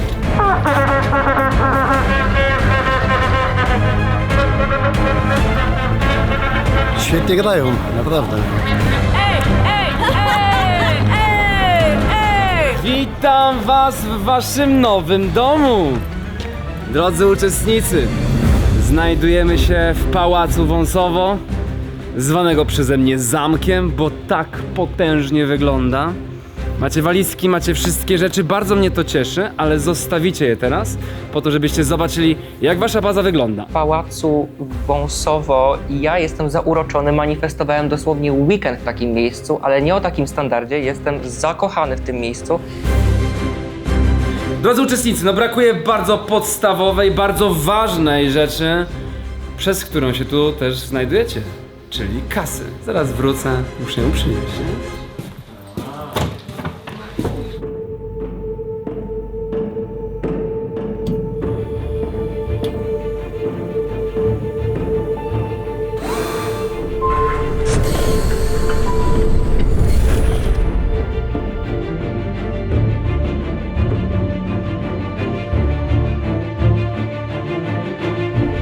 Drodzy widzowie, głównym partnerem programu Sabotażysta 5. edycja jest ING Bank Śląski, który wspiera młodych w panowaniu nad finansami. To właśnie ich złote monety z logo lwa to równowartość 100 000 złotych, o które zawalczą uczestnicy programu Sabotażysta. Dobra, zatem zapanujmy nad finansami tego programu wraz z ING. Jazda!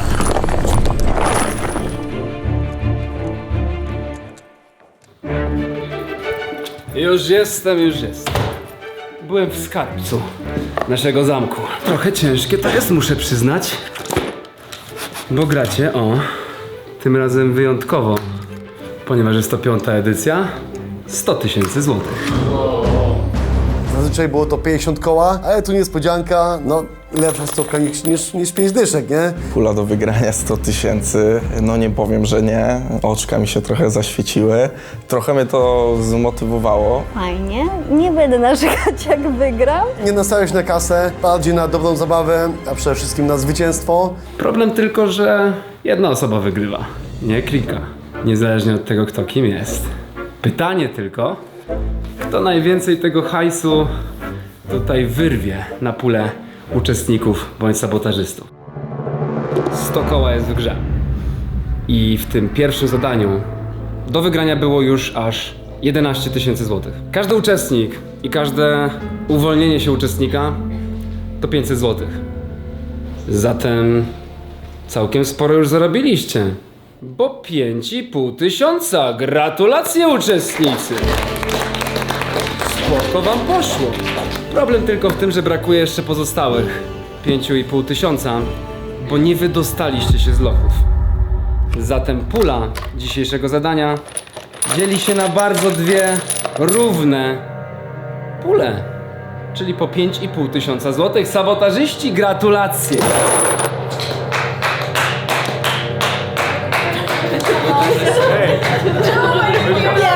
Mam odruch!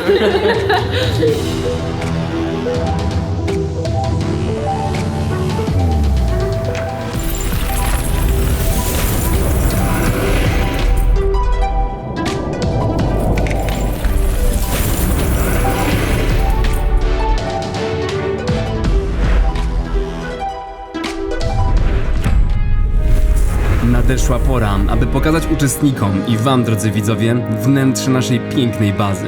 Chill Room, jeden z dobrych kilku. To miejsce, w którym będziecie mogli sobie spędzać czas, rozmawiać.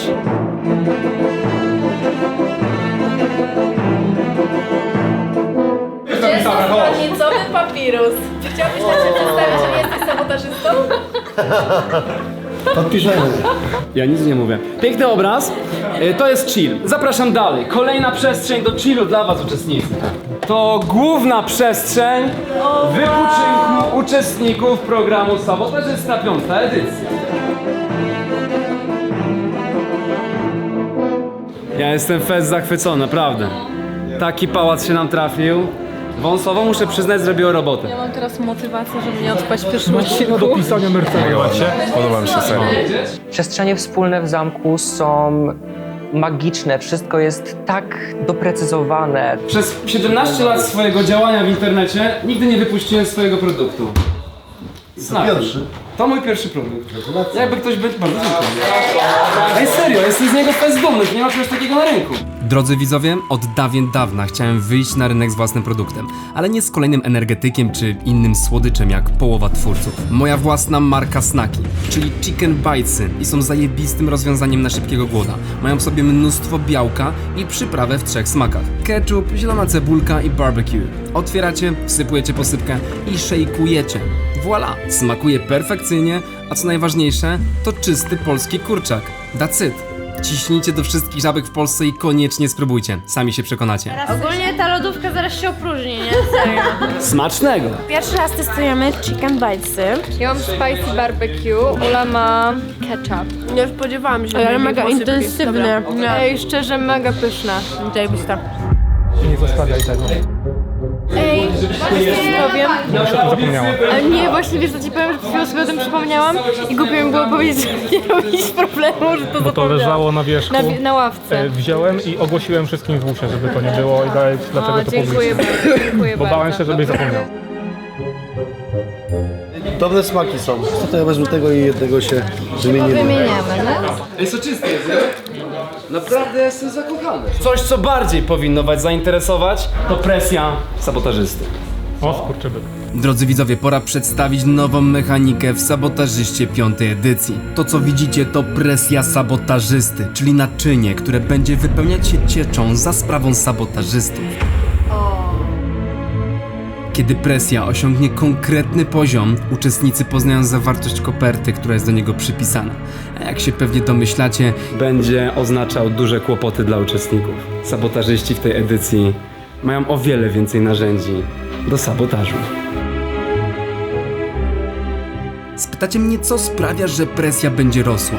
Sabotaż na głównych zadaniach to wręcz oczywista sprawa.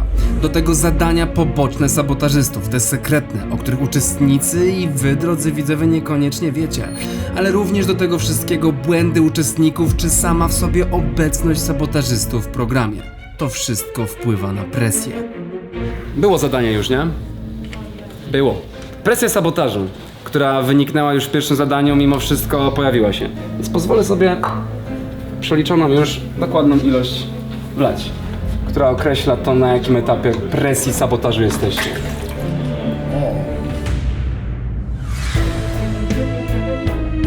Waszym zadaniem, prawie wszystkich tutaj, bo podkreślam, że nie wszystkich i tego musicie być świadomi, jest uniknąć tego, by presja rosła. Jesteście dość blisko etapu pierwszego.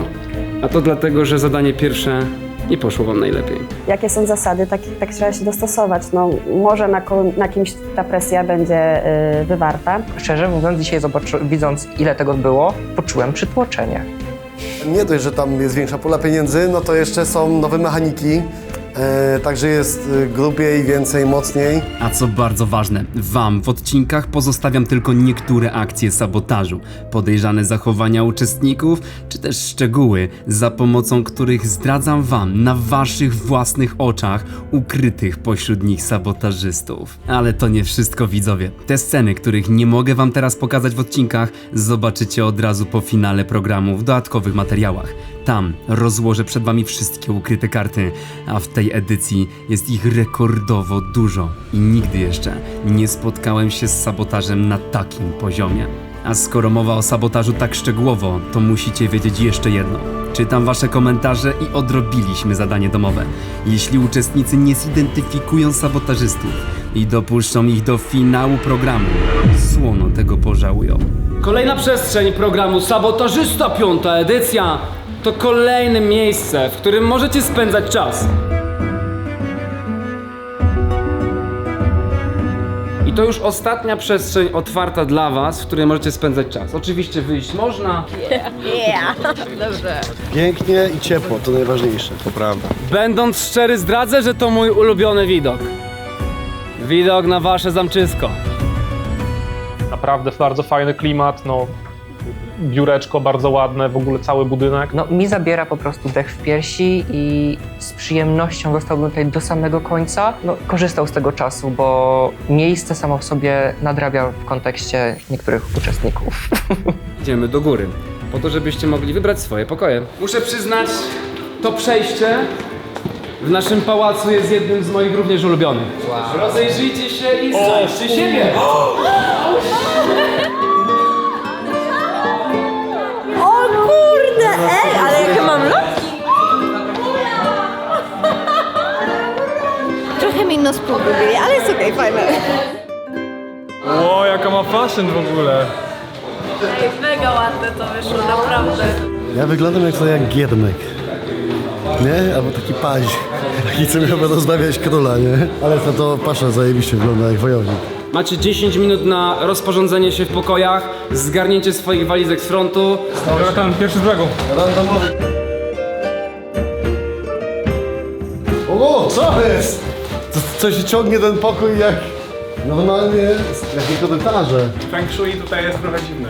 Dziwne, No, właśnie o to chodzi. przez ten korytarz. Przez ten korytarz. Bo wiesz co, duchy chodzą właśnie po tych korytarzach No. i one nie wchodzą do sypialni. I to się zaburza, ja to czuję właśnie. No.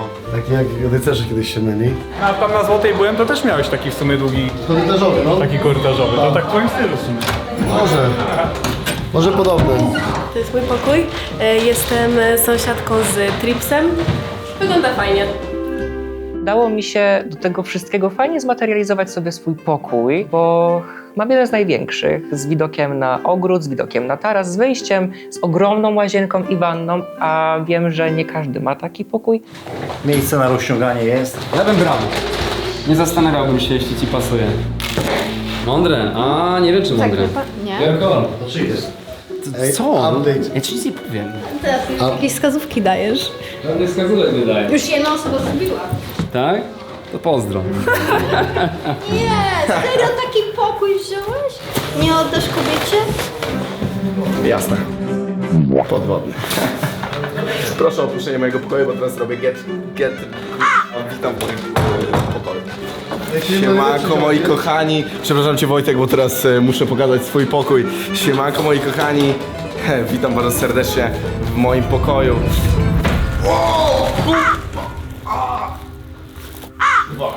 Tu jest jakieś spięcie?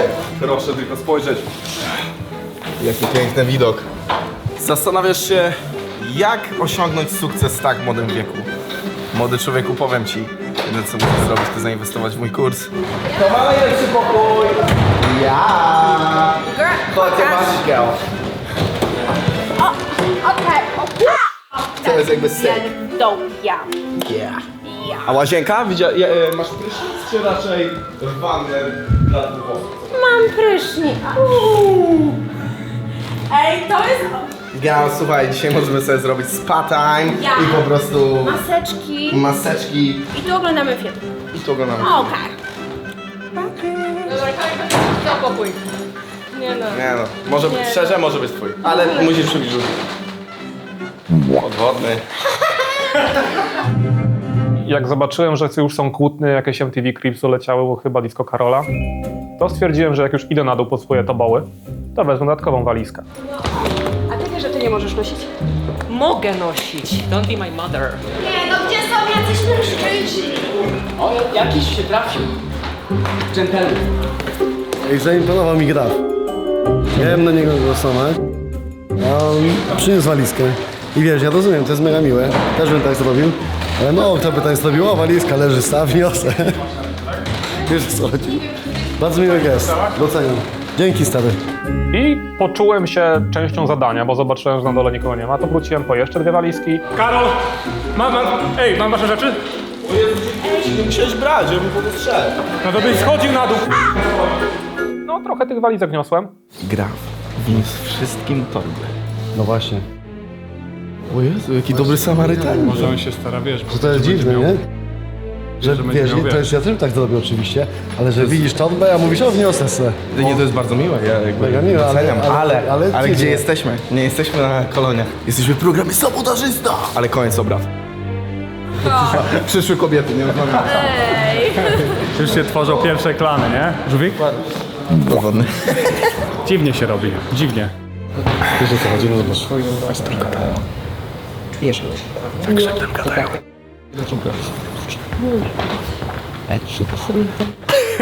I ty masz tą kryptę, nie? Oddałem jej. Oddałeś jej? Jesus! Oddałem jej Okej. w pokoju jak już ten. Bo ja myślę, że to będzie miało jakąś większą wartość w kolejnym Nie, to nie było sabotaż, to po prostu była wartość. Nie zostawiaj rzeczy, bo wtedy produkcja mam wszystkich. W czwartym sezonie tak było. Toboły rozpakowane, a tur po pokojach zrobiony. Podczas gdy uczestnicy zbierali się na dole, Wojtkowi jedna rzecz nie dawała spokoju. Tak, wniosłeś te Ale walizki. ja taką po prostu. Ja jak jestem podczas wysiłku lekkiego, to nie mam filtru na to, co odpowiadam. Więc jak wnoszę 2 walizki, Wojtek tak, dlaczego wniosłeś moją walizkę? Bo była na dole. Pum, pum. No bo była na dole. No to miły gest, ale... No bo jak zobaczyłem, że kłócicie o pokoje i była się na 17 deadline, no to nie było żeby gdzieś I to szanuję. Jest 6 po. Akceptowalnie. Ale uczymy w tym programie czasówek. W późniejszym etapie programu, jeśli będą duże spóźnienia, uczestnicy będą tracić kasę. Zapraszam was na obiadek, bo pewnie jesteście głodni. Come on. Siadajcie, rozgośćcie się. To tutaj każdego dnia będziecie swoje posiłki wcinali.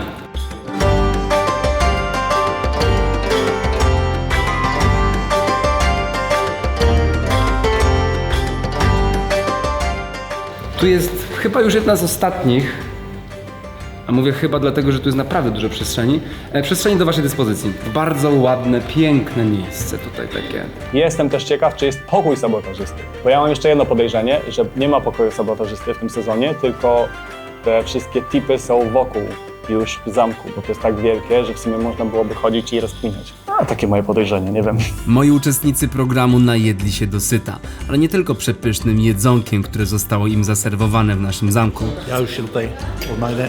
Zawodnicy oddają mi swoje jedzenie. ale również emocjami, które im zaserwowaliśmy. Teraz muszą je wszystkie przetrawić i wspólnie przegadać. Na przykład z Paszą się trzymam, tak? No. No to Graf powiedział, że Pasza chce mnie głosować. Może dobre serce, może mnie chciał przetrzeć, ale czemu Pasza na mnie miałby głosować? No bo to jest takie, żeby skłócić. No tak. Sojusz rozbić. Ale on... Graf To dla mnie przed chwilą dziwne. powiedział. Graf mi daje jakiś papierek, pokazuje ty. Są 2 osoby, co są na ciebie zagłosować. I nagle, jak ja myślę, jestem tu bezpieczny, sami swoi, wiesz o co chodzi? Nagle ci ciepło robi i sobie myślisz, kurwa, jesteś zagrożony. To jest niebezpiecznie. A jeszcze gorzej, on mówi, Pasza na ciebie się zagłosować i myślisz sobie, co jest w ogóle? Ja wtedy myślę, to jest niemożliwe, żeby Pasza chciał na mnie zagłosować, bo my ziomki. Nie wiem, teraz mi się wydaje, że Graf nagle jest takim włodarzem, że Trochę on tak. Nami tak steruje, a my jak takie kmiecie po prostu stoimy Może, tutaj że i jak- wiesz, jak jak na przykład- takie po prostu Jak nie wierzysz, to przygłupy, weź nie na wiemy, co tapik się i dzieje, i nie? sobie zobacz tą karteczkę, nie? A, nie wiem. Że nie było. Ci wierzę. To jest nielogiczne. Nielogiczne. Ja myślę, że muszę wziąć Ale Paszę wiecie, może prywatnie on na sobie- osobności No musisz i chyba z nim pogadać z nim. Chyba pogadać, tak, no. no. On taki jest, Że on może być dobry i chciał mi pomóc. Właśnie, że on by nie przekminił chyba No. czegoś takiego, Ale wiesz? czemu powiedział, że 2 osoby na mnie? Czy kto jeszcze? Myślał, że 2. Muszę pogadać z Paszą i z Grafem.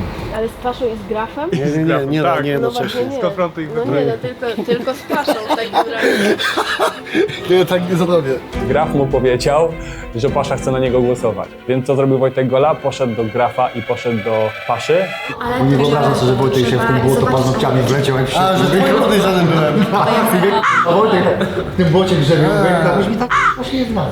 Nie, to ja taki jestem, że się rzucę największe gówno. Czyli ty podejrzewałeś mnie. Jak mówię, na początku Wojtek się rzucił. Mówię, jako włodarz. Za co? Ale nie wiedziałem, że mówisz mi prawdę. Znaczy, ty nic nie mówiłeś mi. Nie. Tylko on nic nie mówił mi. Chodzi o to, że Mówię, że teraz go wyklirowałem. wykrywał mnie. No.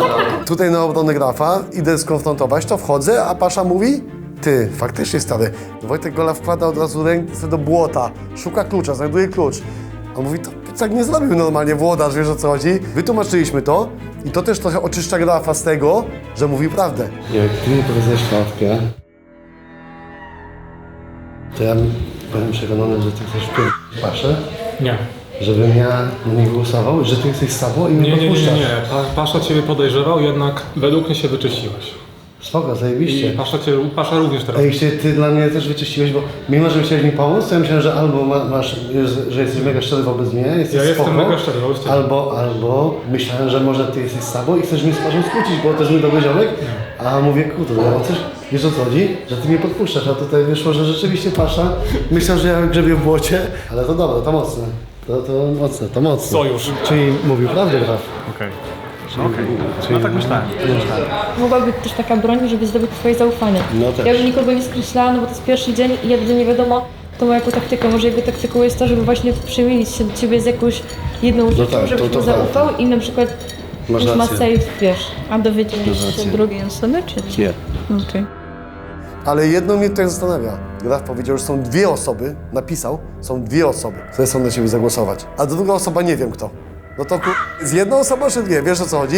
I to już jest podejrzane. Szczególnie, że gdzieś to mi przez myśl przyszło ogólnie o grafie, przez ten notesik i to takie nadwyraz pokazywanie wszystkim. Telefony, jak dobrze przypuszczałem, zostały nam zabrane podczas jednego zadania i mam notes w pieski, bo kocham pieski i w nim sobie piszę wiadomości do Wojtka Goli i w nim również przykładowo notuję, kto ma jaką tarczę i kto w jakiej kolejności te tarcze dostał, bo to może być również istotne. Zanotowałem kolejność obrazów na korytarzu. Może też zanotuję, kto ma jakie pokoje albo kto co zjadł na śniadanie. Szansa, że coś z tego się przyda, jest mała, ale w momencie, kiedy jedna z tych rzeczy się przyda, to będzie dobrze. Ale z drugiej strony może być po prostu też zaangażowanym graczem, który będzie po prostu dobrą osobą, bo ja też na przykład dzisiaj zostawiam swój herb w tej poprzedniej lokalizacji. I on wziął go i on powiedział, go że ci dał go i da. wszystkim powiedział, że daje, że chciał wszystkim pokazać, zobaczcie, ja znalazłem, mógłbym schować, No ale jeszcze tak, nie tak, wie, co pamiętam. jest z tymi herbami.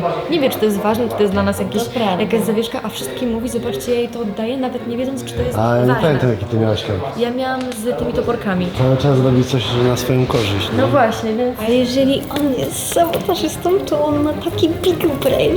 No, ja na razie uważam, że on wtedy podwójna psychologia jest grana. W dzisiejszym odcinku uczestników czeka jeszcze jedna bardzo ważna i nowa dla nich informacja, która zmieni zasady gry. Do tego czekają nas jeszcze dzisiaj potężne obrady, gdzie 12 uczestników zasiądzie przy ognisku i będzie musiało zadać sobie jedno z najważniejszych pytań tego programu. Kto z nich jest sabotażystą? Następnie pójdą zagłosować na osoby, które ich zdaniem muszą opuścić program jeszcze dzisiejszego dnia. Jednak zanim do tego wszystkiego dojdzie, dajmy uczestnikom czas na rozmowę. Doskonale wiedzą, że tylko trafne osądy mogą zapewnić im bezpieczeństwo w dalszym etapie tej gry. Moi drodzy, pierwszy dzień myślę, że jest dość specyficznym dniem zawsze. Każdy rozkmina każdego, każdy patrzy się, kto co robi, na błędy, wytyka na ręce się patrzą. Gdzie nie przejdę dzisiaj, już jesteśmy zakwaterowani w zamku. Tworzą się grupki, moi drodzy. I tak naprawdę jak do kogoś podchodzę, to nie wiem, czy oni rozmawiają o mnie, czy o kimś. Plotki, konszachty, więc podoba mi się cały czas ta gra od samego początku. Powiedz że właśnie możesz do mnie głosować i mi się... Ja na ciebie? No. Ja na ciebie? Tak, i cynk dostałem. Ja generalnie na beczkę mówię duże rzeczy. No. Niektórzy łapią tak. Ja mówię tak. Ale dla mnie to było podejrzane, że myślałem, że ta osoba może wymyślać, nie? Że co? Ale że powiedziałeś, że to dla ciebie to dziwne, że to było tolerancyjne. A ja mówię, no tak się zerwałeś do tego błota. No, kumam. No właśnie to był podejrzany, ale kumam i już wyjaśniłem, że tak było, więc ta osoba nie kłamała. No. Ja masz jakieś typy? Czy mam typy? No. Powiem ci tak. No. Po pierwszym no to ciężko cokolwiek Na wykminić. razie ciężko, ale na przykład jestem ciekawy, czy podobnie. Powiem ci tak, starsi dobrze się maskują, ale młodych dobrze rozgryźć, ja myślę. Młodych dobrze rozgryźć. Ogólnie jak tu szedłem, to spotkałem Mafaszyn i Marcela i oni powiedzieli, że teraz poszedłeś do dziewczyn i one się boją, że ty będziesz namawiał dziewczyny, żeby głosowały na Mafaszyn. Nie na nich. A skąd ma On ma faszyn nawet... Bo tak powiedziała, że On ma gadaliśmy we faszyn trójkę, a nawet później nie- poszedłeś sobie do dziewczyn, jakby się bali. On ma faszyn nawet nie myślałem. Mi się Nie wydaje, myślałeś? że jak my tutaj A dlaczego nie stoimy, to myślałeś? wiecie, to tam zaraz jest jakaś kolejna afera, nie? Że myślą, że my na przykład na nich, na jakichś osobach, które tam są. Pierwsze rozmowy, pierwsze analizy i takie mam podejrzenia, że szczucie kogoś na kogoś. A ma fashion potencjał, że ja mogę coś tam? No to nie wiem, ale właśnie dla mnie jest sam, już nie tyle powiedzieć. Ja To czuję to tutaj są. Ma fashion jest ostra i pełna siebie No, i to mocny musi charakter być ma. tak, no. Ma mocny charakter i mogłaby namącić. Stary, 100%. Ona pasuje na Sabo. Pasuje na Sabo. Dla zasady. Na zasady. Tak jest gra. Taka jest gra. To jest gra, to jest tylko gra. Tutaj widzę, że tutaj jest jakieś dziwne... Coś się zadziało. Coś się zadziało? To nietypowe. No faktycznie się boi, że ja będę chciał przyciągnąć i nastawić ludzi. A może ona... Kto ci tak powiedział? Na obecny moment trzymam się przede wszystkim z Julią Ma Fashion. Załapaliśmy vibe i nie czuję u niej tego, że zmienia co chwilę zdanie, bo od początku dnia, poznając ludzi, nabierałem super kontakty, ale jest wieczór i nagle są jakieś dziwne spojrzenia, zdania są podzielone, a ja jednak wolę nawet w takich sytuacjach mieć ugruntowane relacje. I mam tylko jedną, jest to właśnie Ma Fashion. Ma Fashion od początku mówiła, że tutaj akurat wie, że jak ty tam jesteś na tym balkonie, no to nie ma się o co martwić, więc No to nie jest, tak? to jest fake. A to dostałem cynk, że ma fashion się obawia, że ją nastawię przeciwko niej ludzi. Ma Fashion nie nastawia nikogo przeciwko nikogo. Ja z nią rozmawiałem, ona ma tylko 2 podejrzanych i w ich gestii rozmawia i nie jesteś to ty. Skąd ci się wzięło łapasza? Że na ciebie głosuje? Ktoś wysoki, w niebieskich włosach. Ci powiedział? Tak? Może nie. Ja wiem. Ty czułaś to z Ma Fashion co ja, czy nie? Tak. Ja ogólnie lubię, ale to jest gra, moim zdaniem Tak, naprawdę ona została wybrana. Jak... Ale ona jest ogólnie mega spoko, bo Mega fajnie się z nią gada i tak Zajebista. dalej, ale moim zdaniem ona po prostu pasuje na taki archetyp sabotażysty. Tak, ona się odnalazłaby w tej roli, no.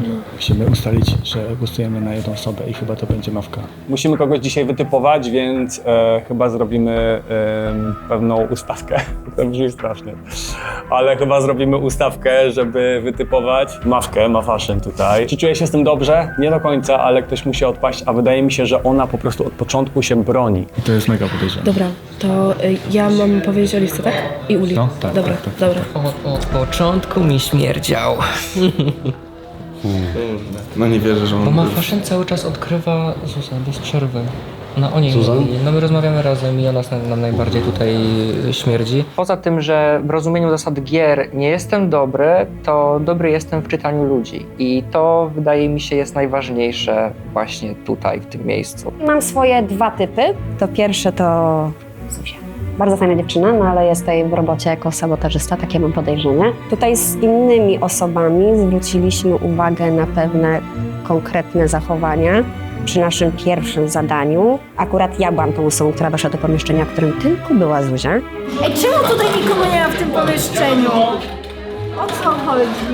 Była cicho i nagle zaczęła tak: o, tutaj jestem sama, nikogo nie ma, wszyscy są tam, a tu są zadania, ja trzymam te papieruski w ręce, coś w tym stylu. Tak bardzo potrzebowała się tłumaczyć, tak to odebrałam. No ja na ciebie na pewno nie będę Ja na głosowała, ciebie nie na będę na 100% pewno głosowała na Grafa. Najgorsze będzie to, jak dzisiaj wszyscy mnie wytypują, a ja mi się wydawało, że ja robię jakieś fakty, nie? Zweryfikujmy go. Zobaczymy, jak się zachowa. Po prostu Ja powiem tak. spresujmy go. Co ty powiedziałeś? Ja nie wiem, o co ci chodzi, ale moim zdaniem safe.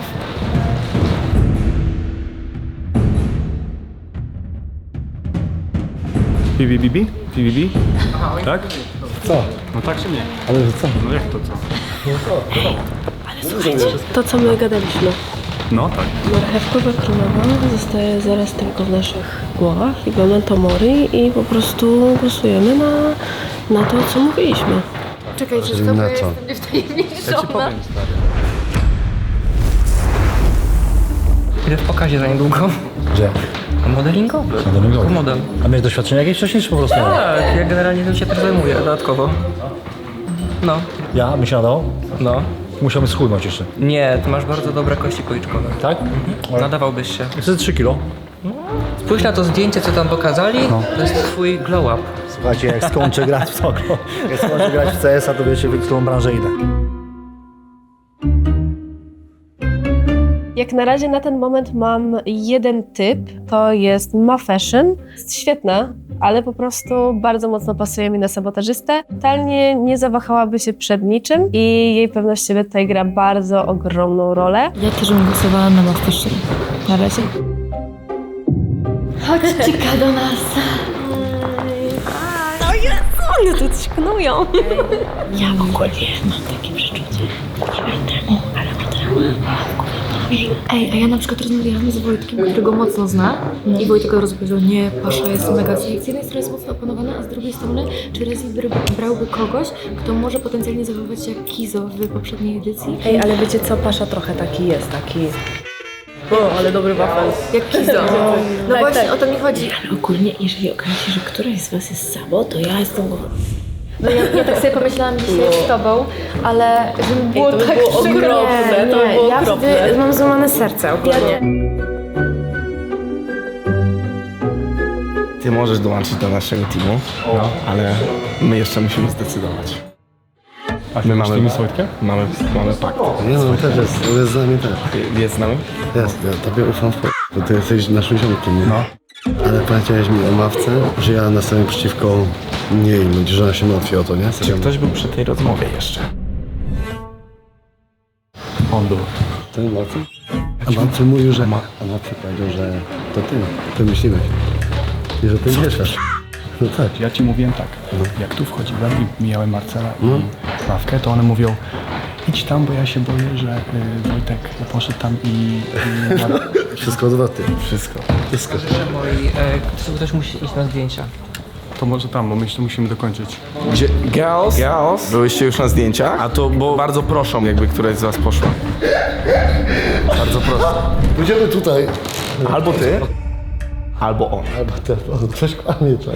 Ja obiecuję ci, że byłbym najgorszym sabotażystą, bo jestem po prostu kurwa słaby w aktorze. Ja w ogóle nie potrafię, nie jestem aktorem. To by powiedział dokładnie, bo to jest tak. Zostańcie tutaj. Ja powiedziałem. Marcel powiedział, że masz Fashion w ogóle nie podejrzewa, że... Ja też powiedziała, nie chodziło o to, żeby ktokolwiek podejrzewał. Mówiłem, że tutaj ty miałeś po prostu podejść i być. Tutaj ta wymiana Ja była. też nie mówiłem, że Jak ona się najbardziej. ja powiedziałem, że ona się Nikt boi, nie że mówił ty o podejrzewaniu. Macie inne wersje mieliście wcześniej. Nie, bo moim zdaniem ty sobie nadinterpretowałeś, że Ma Fashion cię oskarża. Ogólnie jak tu szedłem, to spotkałem Ma Fashion i Marcela i oni powiedzieli, że teraz poszedłeś do dziewczyn i one się boją, że ty będziesz namawiał dziewczyny, żeby głosowały na Ma Fashion. To było dziwne, że... Nie, posłuchaj Wojtek. No. Bo ty masz serce. On ma serce, no ma. Tu nie może mieć serca. Ten gość może być sabotażystą, rozumiesz? Możesz. On może być. Nie, my jesteśmy w koalicji i my wiemy, że nie jesteśmy, bo wiemy, że nie jesteśmy. Ja po prostu ufam Wojtkowi, on mi ufa, ale rozumiem, że to jest wytłumaczone. No myślę, że tak. On by tego nie zrobił. Naprawdę, obiecuję. Nie, no nie. Serio. Ale dołączy do nas sabotażysta. O, proszę cię. Hejka. To ja.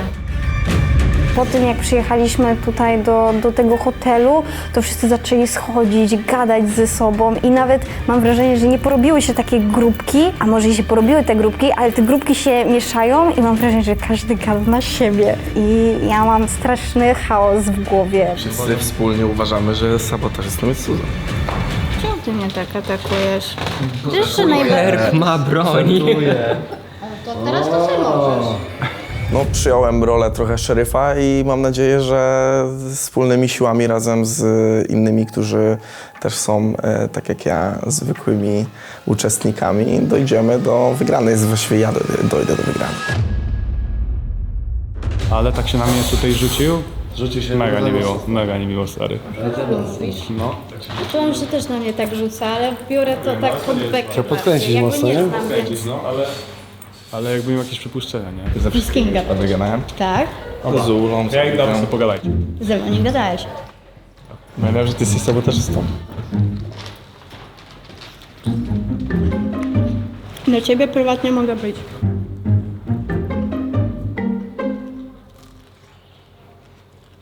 Okej.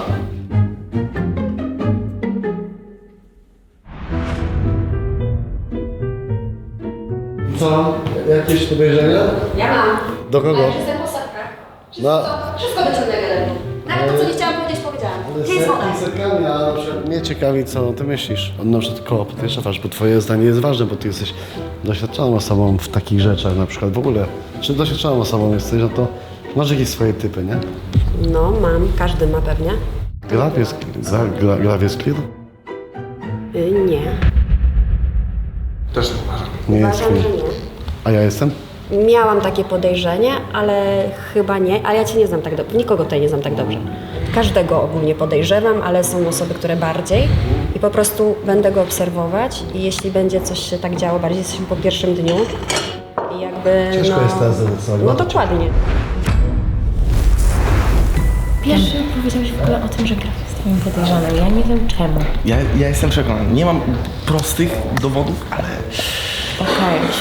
czuję to w kościach, że on idealnie pasuje po prostu pod to, żeby to było takie nietuzinkowe. Strasznie nakręca na mnie w ogóle. Kto? Karol. To jest Karol. Co? Graf jest taki, że on ci wniesie walizkę i powie 15 osobom o tym, że wniósł walizkę i że po prostu jest spocony, nie? Wiesz o co chodzi. Że Graf jest takim oversharing boy. Okej.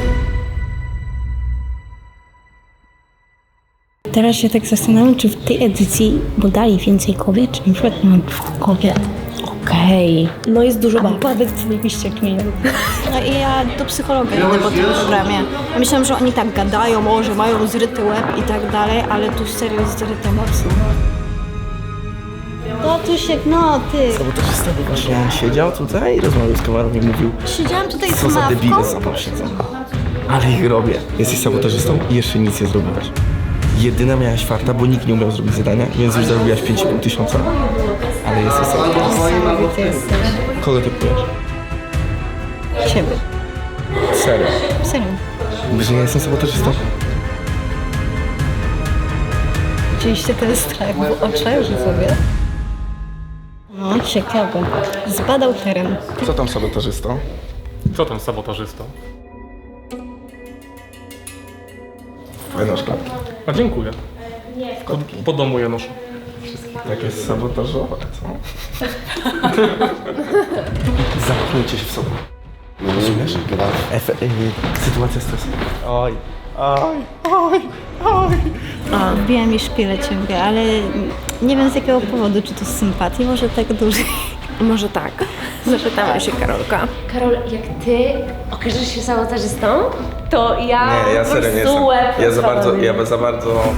Nie, serio. Ja się wkręciłem na to, żeby znaleźć sabotażystę po prostu. Ale ktoś mega dobrze gra ogólnie, ktoś jest takim zajebistym aktorem. Stara, ale on myśli, że gra.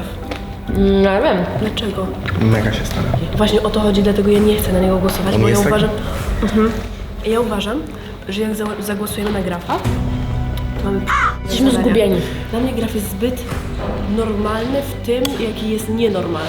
Bo on taki jest zawsze. Serio. Okej, wierzę ci. Okej, to jest dobry punkt, bo ja go nie znałem. Możemy zostawić tego gościa. Jutro ja mu się przypatrzę, Okej. bo dzisiaj go stresowałem i się zestresował mocno. Masz. To jest mój drugi pik. To jest mój pierwszy. Zgadałam z Zuzą. Zuza mówi, że na przykład ona ma, że jej zdaniem 2 kobiety są teraz sabotażystami. Susan to jest taka. Okej. Ej, właśnie, ja myślałam o drugiej osobie Susan, tylko problem jest taki, że na nią gadała Mafeszyn. A Mafeszyn jest dla mnie najbardziej podejrzana w tym momencie dzisiaj, po prostu przez to, jaki ma charakter. Bo nie- Wszystko się zgadza. Znalazła sobie osobę, którą może stresować, jakby wybrać i sobie ją wybrała. Bo nie spikowałaby mnie, bo ja się trzymam z Wojtkiem, nie spikowałaby was, bo wy się trzymacie razem. Znalazła Susan, która nie jest w żadnym obozie. I to jest najprostszy cel. Ma fashion wtedy pociąga za sznur. To stresujesz. Dobra dziewczyny, Dlatego ja zostawiam zjadam was. stres, nie? Girl, ja stąd idę. Zostawiam. Bye. Ma fashion moim zdaniem. Kurczę, doszedłem jakoś do wniosku, gadając z Nawcią, która go zna już dłużej. Te jego zachowania, o których ja mówiłem, po prostu wynikają z tego, jaki on jest naturalnie, a nie dlatego, że gra. Chociaż dalej mam go na swojej czarnej liście, ale teraz na piedestał wskoczyła mi Mafeszyn i kurczę, raczej na nią się skupiam. Już za chwilę kolacja, ale przed nią miałem dla uczestników bardzo, ale to bardzo ważne ogłoszenie. Pora sprawdzić presję sabotażysty. Dobra, bez zbędnego pitolenia, no wiecie po co was tu wezwałem. Co? Co? Przecież nie było zadania. Nie, ej, pamiętacie jak mówił Rezi, że poza zadaniami też w trakcie będzie się coś działo? Ja podejrzewam, na przykład jak oglądam jakieś reality show inne. Co jest? Już wystarczy. Czyli jedynka. Drodzy widzowie, żeby była jasność, nie wlewam do presji sabotażysty płynu tyle, ile mi się żywnie podoba. To wszystko jest przeliczone i sprawdzone. A dlaczego jest ona wlewana, już wam mówiłem. Pozostaje wam już tylko się domyślać. Tak samo jak uczestnikom. O! Pierwszy poziom osiągnięty. No weźcie, ale to wszystko może być. Powiedz, żeby podała ci butelkę wody, no. Słuchajcie, pomyślicie i pogadacie zaraz, bo to co ja mam do powiedzenia, to to, że presja sabotażu wzrosła. Dlaczego? Możecie się domyślić.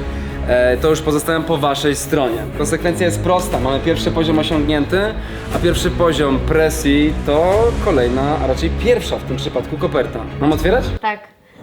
A możesz nie otwierać? Możesz nie otwierać i wtedy się nic nie stanie? Nie. To Muszę otworzyć. O Jezus, no. Oficjalnie. Jezu. Sabotażyści wiedzą o sobie nawzajem. Wiedziałem!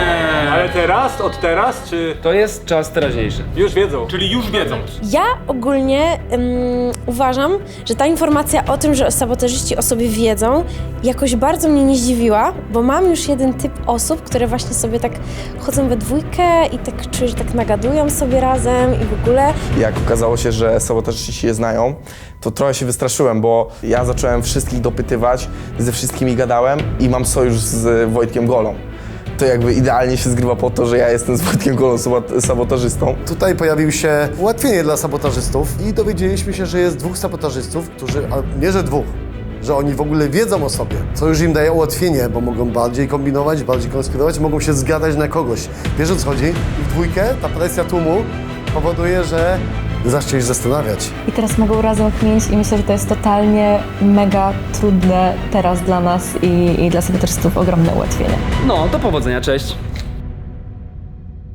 Z każdym rozmawialiśmy przed chwilą i każdy miał jakieś trafy, więc jeśli ktoś po chwili zaraz zacznie zmieniać na kogoś innego i druga osoba również, a mówili na coś innego, to weźcie to zauważcie, bo z wszystkimi rozmawialiśmy i wiemy mniej więcej na kogo dane osoby mówiły, więc jeśli nagle zaczną się nastawiać na kogoś innego. Ale A jak ktoś kłamał? Niepotrzebnie to mówiłaś, bo teraz oni to wiedzą. No to... Tak jak już mówiłem, w bonusowych materiałach dowiecie się o wszystkim, a wtedy wszystkie kropki się wam połączą. Oni to wiedzieli wcześniej, czy nie? Mordo, ej, mordo, bo ja ci powiem, nie? Tylko właśnie... Dobra, potem. Był, czekaj, co to? Dom Strachów u Reziego, czyli inny program Remka, w którym ja go oglądałam i tam też były takie ukryte zadania. I tam na przykład niektóre były bardziej takie banalne, a niektóre właśnie były jak poproś, żeby ktoś zrobił ci herbatę.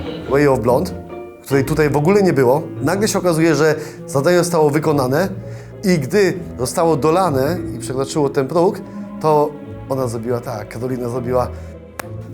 I wtedy jakby, no, ja też tam zaklaskałem, jak sabotażyści dostali kasę i to było takie trochę niekontrolowane, ale ona zrobiła tak, że... Tak, i ciebie też mega długo nie było, w ogóle tu nie było ciebie. No ja mogę się przebrać. Też to widziałem. No, a czemu na przykład tak zrobiłeś, że dolewanie wody tak się ucieszyłaś? Co? Nie, ja się Nie. przeraziłam, krzyknęłam co? Tak? Tak? Tak. No ogólnie ja się mega stresuję, kiedy jestem oskarżana. Nie sądziłam, że będzie mnie to tak stresowało i tak dziwnie reaguję. I na przykład dzisiaj to wygląda bardzo podejrzanie, ale ja często reaguję nieadekwatnie i na przykład miałam taką sytuację, że potrafiłam się zaśmiać na pogrzebie, więc sorry, not sorry. A czemu cię tak długo nie było? A czemu ty tak chodzisz teraz? Nagle się uaktywniłeś pod wieczór. Ten jest podejrzany i nagle dolewają nam napoju do tego. To mnie zastanowiło. Ty Ale się Karol na przykład uaktywniłeś każdego bardzo i Karol uskarża się po mega drodze. uaktywnił. Ja byłem aktywny cały czas. To fakt, ale na przykład Karol nie był aktywny przez praktycznie cały dzień i nagle Disco Karol tak szponci. on mógł to zadanie w jakiś sposób wykonać, chodząc i tam szpącąc troszeczkę. Gotujesz z tym. Powtórz. Że to było to zadanie, Disco Karola. Disco Karola to było zadanie tak zapytać się x osób, oskarżyć ileś osób. Tak, i tak bezpośrednio wskazywał palcem. Ty jesteś sabotażystą. Kurde, no nie chcę, żeby tak było. To jest Disco Karol. On zachowywał się nienaturalnie. Zaczął pokazywać, podchodzi do Suzan, mówi, ty jesteś sabotażystką. Podchodzi do Grafa, ty jesteś sabotażystą, masz zieloną bluzę. Potem do kogoś innego, tam jeszcze już nie pamiętam, ty jesteś sabotażystą. I mam takie małe przeczucie, że wyzwanie mogło polegać na tym dla sabotażysty, zadanie, podejdź do na przykład do 3, do 6 osób, wskaż na tą osobę i powiedz... Pamiętam, że ty jesteś sabotażystą. Nie wiem, co się mogło wydarzyć, co sprawiło, że dolano tego płynu do tej tuby. A to jest dla mnie mega nienaturalne zachowanie. Karolina, blond, Way of Blonde, no. powiedziała, że potencjalnie on może być Sabo, który miał jako zadanie oskarżyć ilość osób o bycie impostorem, co ma według mnie w cholerę sens. To może być foliarska teoria, ale kurde, bela ma sens.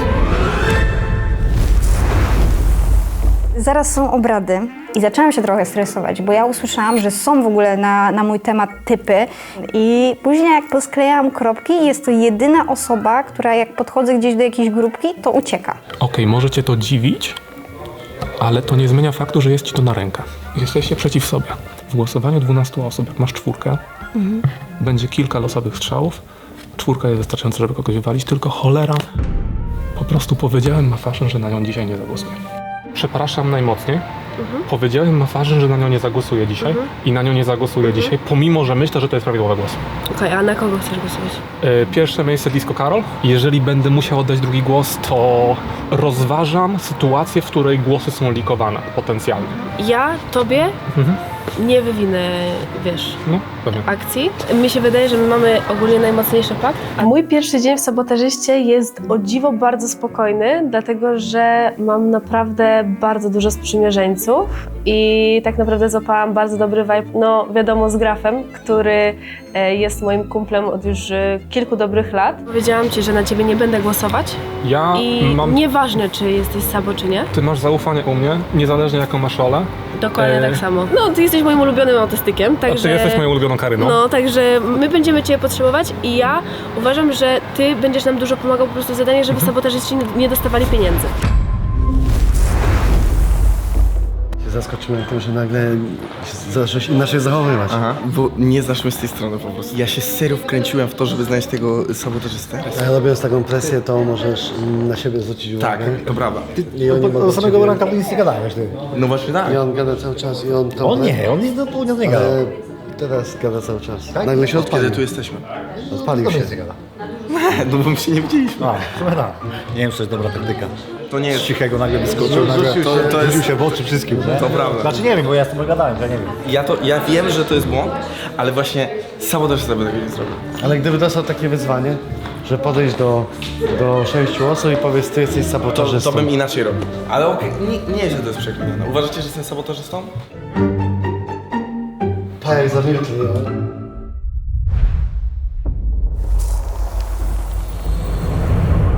Było dziś zrealizowane zadanie i należy się nagroda dla kilku osób. W tym przypadku mowa o Wojtku Goli, w tym przypadku mowa o Way of Blonde oraz o Grafie. Wam przekażę nagrody za kilka sekund, ale brawa, jak najbardziej mile widziane. Zrobili kawał dobrej roboty, wykonując zadania, działając zespołowo, dzieląc się wskazówkami, bo widzę, że się dziwisz. Ale zanim nagrody na osobności, to chciałbym wam przekazać inne nagrody, a te już są dla wszystkich. Wojtek, muszę pochwalić zespół. Wcześniejsze mercze nasze uważam, że nie były tak mocne i potężne jak ten. I moje bluzy z edycji Sabotażysty 5. edycji są przemocne, naprawdę.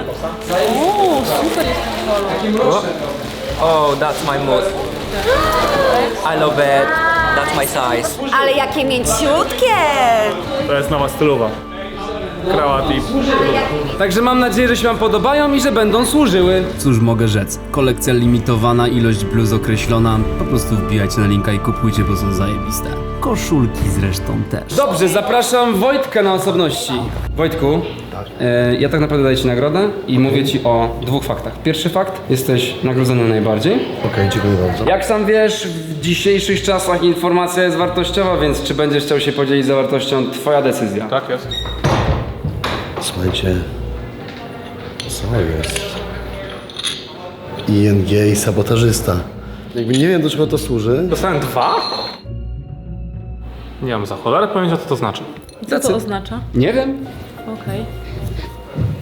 No to się podzielę, żeby nie było, że jestem podejrzana. Zostawię to na razie, bo może mi się przydać jako karta przetargowa.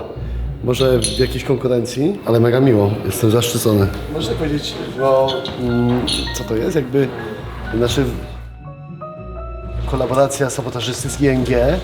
Zastanawiam się teraz... A nie powiedział Ta moneta? Może to jest dodatkowa kasa? Może to jest dodatkowa kasa jakaś. Stwierdziłam, że sobie podzielę, bo i tak nie wiem, co to oznacza. W sensie tym, co to jest. Ale ja nie wiem, co to jest. Ja już chciałam przyjąć. Masz takie... Też masz monety? Tak. Ale wiesz, co to oznacza? Ja wiem, to będzie wejście do pokoju może sabotażysty. Możliwe. Ale 2? Spoko. Masz 3? Ty masz 2? O, ja mam 2. Nie wiemy, o co chodzi. No ja też nie Na znam. razie liczymy hajs. Liczymy hajs. A ty? Siema. Co masz? Czy nie mówisz? W sensie, oni mówią, że masz 3 żetony, 2 żetony. Masz kubki? Widzowie, uczestnicy poszli na kolację. No muszą nabrać siły przed jednym z najważniejszych etapów tego programu. Obrady. To właśnie obrady czekają uczestników po kolacji, więc niech się nasilą, niech zjedzą, niech ostatnie jeszcze chwilę porozmawiają i lecimy z obradami. Zapraszam Was na mojej kuchni. Zrobimy sobie chleb z masłem, szynką i serem.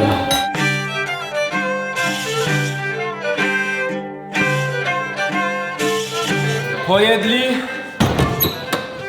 Mam taką nadzieję. Jest ją. Jesteście i wy. Lord Rezi. Bardzo mnie to cieszy.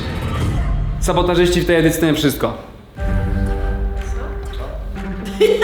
A jeszcze raz powoli?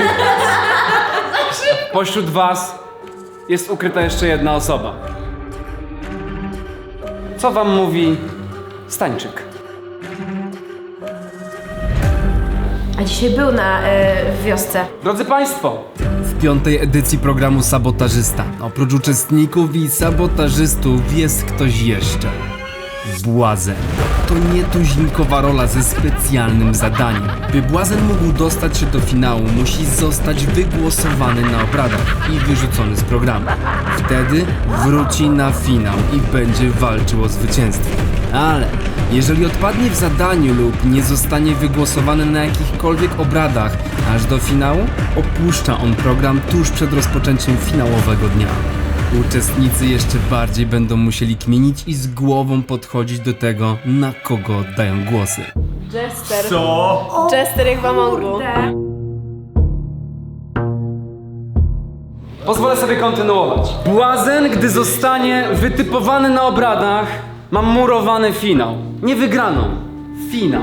Co bardzo istotne, Błazen walczy o pulę uczestników, więc działania, które podejmuje, muszą rzucić na niego podejrzenia o sabotaż, po to by zostać wyrzuconym i w ten sposób dostać się do finału. Ale jeżeli przesadzi, będzie go to słono kosztowało, a uczestnicy mogą się go pozbyć w zadaniu, bo będzie ku temu sposobność. Trzeba obserwować, kto trochę jawnie chce pokazać wszystkim, że źle coś A robi. je- Fajnie zwracać uwagę na to, kto może być, ale faktycznie skupić się na tych sabotażystach, nie? Popatrz mi prosto w oczy i powiedz, że nie jesteś błaznem. Nie jestem. Ja nie wiem, czemu wierzę. Disco Karol się teraz obsrał. Sabotażyści wiedzą o błaźnie, a błazem o sabotażystach? Nie wiem! Nic nie wiem! A nie, to trzeba liczyć pod sytuację, gdzie Błazen i Sabo o sobie nie wiedzą, gdzie Błazen wie o Sabo, gdzie Sabo wie o Błaźnie i gdzie wiedzą o sobie nawzajem. 5-wymiarowe szachy z podróżą w czasie. A wiesz co jest najgorsze? Że dowiedzieliśmy się tego teraz i że jak próbujemy sobie, ja sobie teraz próbuję przypomnieć i ja nie pamiętam wszystkiego, o czym rozmawialiśmy.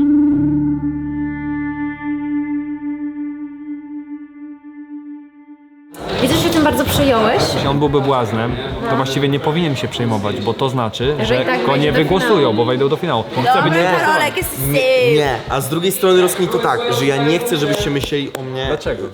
Bo nie chcę. Bo będziesz miał to z tyłu głowy, po prostu. Że tracisz zaufanie trochę. No tak jest lepiej, stary. Dobra, jestem.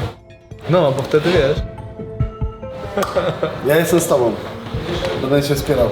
A, ja cię lubię. Nie będę na ciebie głosował. To dobrze czy źle? Dla ciebie chyba... No to dla ciebie właśnie pytanie. ja nie rozkminiam. Dla ciebie to już... Karol się ja teraz się- sam zastanawia, czy jest błaznem, No czy nie. dobra. Okej, no to nie głosujcie na mnie. Okej. To nie głosujcie na mnie. Bo odpadniesz, tak?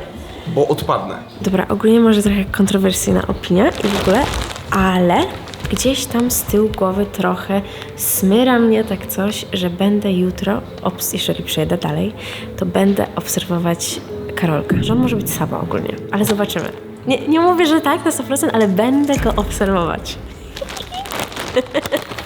W dzisiejszym odcinku czekają was jeszcze obrady. Drodzy widzowie, zostawcie łapę w górę, jeśli podoba się wam ten sezon. Pierwszy dzień, naprawdę trudny dzień. Ciężkie wybory, naprawdę. Próbowałem znaleźć swoją bratnią duszę tutaj. Znalazłem ją, myślę, że jest to Wojtek Gola. Ale zajęliłeś ty.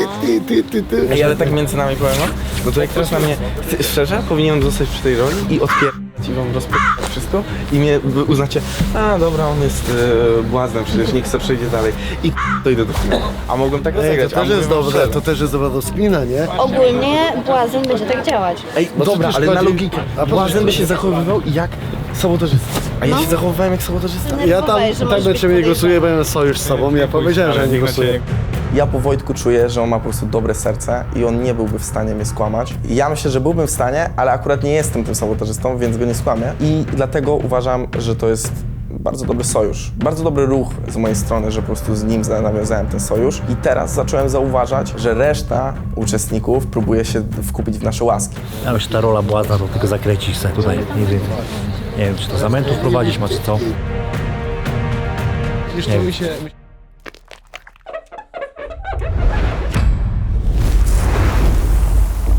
Czy jesteś sabotażystą? Nie jestem sabotażystą. Jesteś sabotażystą? Czy Dijkstra w lesie? Mogę tak? Ja myślę, że jak ktoś mnie zna, obserwuje, to wie, że nie jestem sabotażystą, bo jakbym był, to bym nie potrafił tego ukryć. A, mam powiedzieć nie jestem. Dobra, tak? Czy mam powiedzieć nie jestem po prostu, czy to jest okej? Nie jestem sabotażystą. Nie jestem. Ale się zastanawiałam, czy nie chciałabym być. Tak były robione ankiety. Nie jestem sabotażystką. No nie jestem, serio nie jestem. A chciałabym być. Czy jesteś sabotażystką? Nie jestem sabotażystą. Czy te oczy kłamią?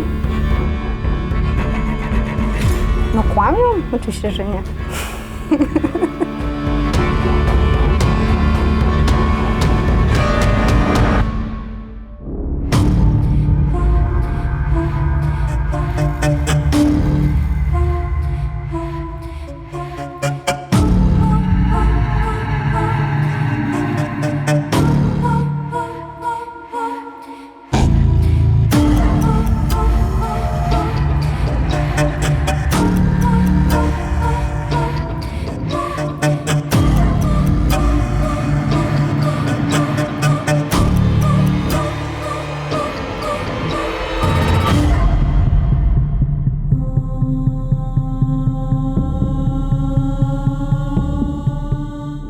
Uczestnicy programu Sabotażysta 5. edycja. Witam was na pierwszych obradach tej edycji! Macie chyba trochę rzeczy do przedyskutowania. Dużo nowej mechaniki, która wpływa na grę bardzo, znacząco. Ta 5. edycja różni się pod wieloma względami. Kasy więcej do zarobienia, presja sabotażu wzrasta, co za tym idzie, utrudnienia dla uczestników za skuteczny sabotaż sabotażystów i nowa rola – błazen. Cel jest prosty, mimo wszystko. Trzeba wykryć sabotażystów i błazna. Macie 15 minut na rozmowę. Ja wyciągam swój średniowieczny telefon i liczę wasz czas. Rozmawiajcie. Ja mam tylko jedno pytanie, nie? Bo co się stało, że się dolało? Jakby w którym momencie, czy ktoś zobaczył coś podejrzanego? Że co mógł zrobić sabotażysta, że wygrali? Ty mówiłaś na temat tych zadań? No tak, ja mówiłam na temat zadań, ale jakby nie wiem, co mogło być zadaniem, ale... Tylko jaka jest mechanika?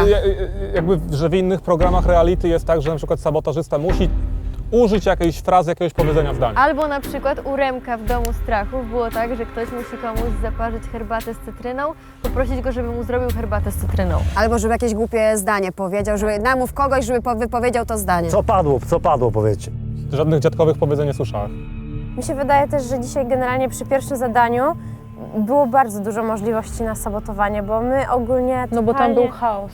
nie odnaleźliśmy się tak jeszcze współpracując ze sobą i był strasznie duży chaos i tam na pewno ktoś coś mógł przyszponić. I to nawet nie przy jednej rzeczy, no.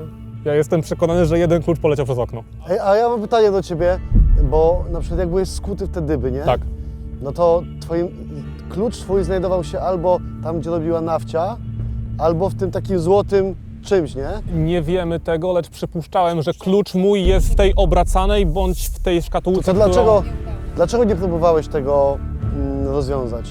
W pierwszych 3 minutach zadania byłem przy tej szkatułce, znalazłem informację na dole, rozwiązałem informację, rozwiązałem 2 cyfry, brakowało nam pierwszej. Ej, a co jak on myślał, że on odpadnie, jak będzie miał dyby? I dlatego nie chciał w ogóle, i chciał odpaść, bo jest tym... Klaunem? Klaunem. Łaznem? Łaznem.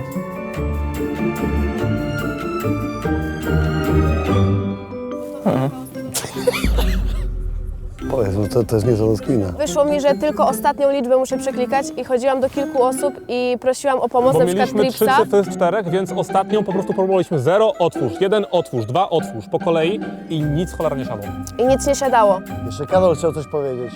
Słuchaj, Graf, a co jeśli, hipotetycznie... Słuchaj, Graf. Hipotetycznie mówiąc. Hipotetycznie. Myślałeś, że odpadniesz, jak nie będą ściągnięte twoje dyby, więc wiedząc, że jesteś ostatni, nie walczyłeś za bardzo o to jakoś mega, żeby ci zdjęli te dyby i czujesz, że odpadniesz. No był przejęty przecież cały czas, był Nie, grałem przejęty. tam smutną minę, powiem wam, tak. Ale przecież Błazen jakby odpadł w zadaniu, to by odpadł na zawsze. Okej. Błazen musi być wytypowany. Ja myślę, przez że ludzi. Błazen musiał mieć tą informację od samego początku. Nie, to... Że go podejrzewają w ogóle. Rozkmina na wsi właśnie mi coś uświadomiła, ale nie On pamiętam. tak się starał. Mam pytanie, a jak były w lochach te zadania, to jakie robiłeś zadania? Z tobą przede wszystkim znalazłam klucz. Jaki? Twój, w błocie. Tak. No. Jakie to było fajne. No tak, No dobra. jest nagrane. Ale jak razem to zrobiliście? Przecież tylko Wojtek grzebał w błocie. To Wojtek tam maczał się w tym błocie. To ktoś się maczał w tym błocie. Mnie kibicowała. Nawigowała, o. Szukałam kluczy, otwierałam z innymi klucze. Próbowaliśmy otworzyć moje ręce, potem jak ja w ogóle nie byłam szybko oswobodzona. A jakie zagadki robiłaś te takie... Nie rozwiązywałam z dziewczynami te, jak to się nazywa, papirusy.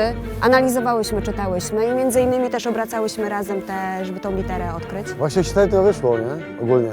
Co? Średnio wyszło z tymi papierosami. No ogólnie wszyscy mieliśmy problem z tymi papirusami, to... Musimy na duży, no proszę. Bo ona... Bardzo poddenerwowana. Bardzo. No bo ona się broni cały dzień dzisiaj w sumie. Wojtek, patrz jak ona jest poddenerwowana. Bardzo. Bardzo. Bardzo. W ogóle dla mnie ja bym odstawiła już te lochy i zastanowiła się, co się wydarzyło później, że nagle ta ciecz została dolana, bo dalej nie wiemy. Pierwsze dolanie czy drugie dolanie w domu? Drugie dolanie. Drugie dolanie. Bo pierwsze wiemy. Czyli coś musiało się wydarzyć ogólnie w trakcie obiadu. Chyba. Albo potem w tych wszystkich rozmowach może ktoś miał właśnie takie zadanie, że powiedz coś albo Tylko jakąś nie frazę. byliśmy wszyscy razem, więc nie mogło to być z nami, Tak. tylko mogło się wydarzyć coś między jakąś małą grupą. I przypuszczam, że żeby zadanie było zaliczone, to musiało być nagrane na kamerze. No bo inaczej się nie stało, nie? Okej, czyli na obiedzie nie było kamer. Praktycznie w ogóle. No, Tak. to prawda. Czyli to musiało być gdzieś po, jak się ludzie Po rozeszli. obiedzie. Tak. I jak był czas na setki. A nikt się dziwnie nie zachowywał, nie podchodził do was, jakichś, nie wiem, pytań dziwnych nie zadawał. No to ty powiedz! Poza nim! Poza To nim! ty, Wojtek, powiedz, bo przecież mówiłeś, że była jedna osoba, która się dziwnie zachowywała i pokazywała palcem. No to pytasz się i wiesz. Ale ja nie mówię o nim akurat teraz, bo on mógł być błazen na przykład, a może nie był. Ale ktoś jeszcze, poza nim. Coś dziwnego. To było aż tak dziwne, że po prostu chciałem znaleźć sabotażystę. No, to I właśnie było podejrzane. naraziłem się na to, żeby wychylić się. Nie każdy by miał Ale odwagę ty się na to, naraziłeś dopiero pod sam koniec całego dnia. Przez cały dzień ciebie nie było praktycznie. A może to było wyzwanie? Może. Ale nie było. Ciężko jest udowodnić, nie? No nie da się, no nie udowodnić. Panie Graf, mam pytanie. Śmiało. Jakby mega doceniam twoją dobrą wolę, bo to było super. Dałeś mi dobry cynk, nie? Tak. I powiedziałeś, że 2 osoby chcą mnie się pozbyć. Tak jest. I wiem o jednej. Tak jest. A wiesz, co był drugą? Nie, wymyśliłem ją. Po co? A po co? Żeby podkręcić. Tak. Tylko jednej wiedziałem. I co teraz? Są jajca konkretne. Co ty? I wniosłeś walizki też po to, żeby podkręcić. Nie, przynosiłem walizki, ponieważ się kłóciliście się o pokoje, a kazano o 17 być na górze. Ale powróćmy do tych osób, bo nie rozumiem tego. Znaczy spoko, bo chciałeś podkręcić. Tak. Dramaturgię. Tak. A to ty podkręcasz, ale stawiacie to w taki trochę... No jak ktoś sprawdził, to... No ale ja sprawdziłem ciebie wnet. Sprawdziłeś mnie? Tak. Ja sprawdziłem ciebie i nie kłamałeś, ale z tą drugą osobą to... Kłamałeś. Kłamałeś. No tak. Czyli 50-50. 50-50. No i co teraz? Myślałem, że się bardziej... Myślałem, że się bardziej tym przejmiesz, jak napisałem 2. A, czyli chciałeś mnie jeszcze bardziej... Chciał cię sprawdzić. Chciałeś mnie sprawdzić? Chciałem ciebie sprawdzić, ponieważ bardzo myślałem, że sabotażystą będzie osoba z takim bardziej, że się wyrażę, stażem w takowych programach. Sprawdźcie ten sędzie, to jest mocne. Czemu miałby kłamać? Po co miałby podkręcać? Po co miałby mieszać? To jest dziwne. To jest dziwne. Były nagrody. No właśnie, kto za co dostał te nagrody, bo... Bo my dostaliśmy i Tak były jest. różnice w ilości monet. To mnie zastanawia, Żetony- z czego A wiecie, wynikały. za co dostaliście te nagrody? Nie mam zielonego Za pojęcia. rozwiązanie zadań dzisiaj, tak? No nie. W sensie, Rezi, mówiłeś, że ja za podawanie wskazówek innym, czy coś takiego. Ja dostałem 2 żetony, to dostałaś 2, Wojtek 3. Ty, powiedz, że te słoiki kręcili te śrubki jak wariaci, nie dostaliśmy to. Nic, a kręciliśmy jak wariaci tam, No 3 my klucze. strasznie, my odkręciliśmy tyle śrubek, nie 3 dostaliśmy klucze i nic nie dostałem. Ja na przykład znalazłam tylko 2. Koniec czasu. Dopowiem tylko, by była jasność. Nagrody są przyznawane czasem za konkretny wynik, a czasem są przez nas uznaniowo dawane. Z różnych względów. Możecie sobie to wydedukować, to jest często dość proste. Dzisiaj, w naszej opinii, było to bardzo proste w dedukcji. Kto i ile i co i dostał i dlaczego. Koniec obrad. Niezmiennie w tym programie, pomimo tego, że to dopiero pierwszy dzień i mało się wydarzyło i bardzo mało tych poszlak macie, no już kogoś musicie wytypować palcem. Zapraszam do bazy, tam głosujemy.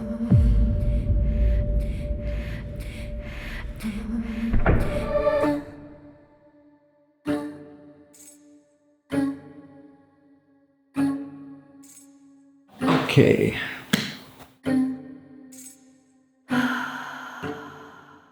To lecimy. Pierwsze obrady, moim zdaniem, bardzo ciężkie. Mój pierwszy głos idzie na Math Fashion. Trochę naszpłaciła I słyszałam, że też na mnie powymyślała jakieś historie. Doświadczona, sprytna. Czemu powiedział Wojtkowi o drugiej osobie? Głosuję na Disco Karola, ponieważ Trips i inne osoby powiedziały mi, że bardzo nagania na mnie i również naganiał na mnie na radzie, więc głos troszeczkę defensywny. A drugi głos leci na Karola. Argumentacja na obradach i jakby mnie nie przekonała, wręcz jeszcze bardziej zachęciła do napisania tego tutaj. Od początku jej kłam. That's all. Mierzy się w zeznaniach. Chyba gdzieś już o niej mówiłam w trakcie, kiedy gadaliśmy sobie z uczestnikami. Potem niby ktoś mi wytrącił z tego toku myślenia, ale jednak stwierdzam, że gdzieś coś, ta intuicja podpowiada mi, że może coś tam się dziać. Jest to pyszne. Ma fashion i jako, że mówiłam wam już, że jest to bardzo mocna osoba. Karolina. Wydaje mi się, że wykonywała zadania. Chwilę przed tym, jak okazało się, że sabotażysta zdobywa kolejne punkty.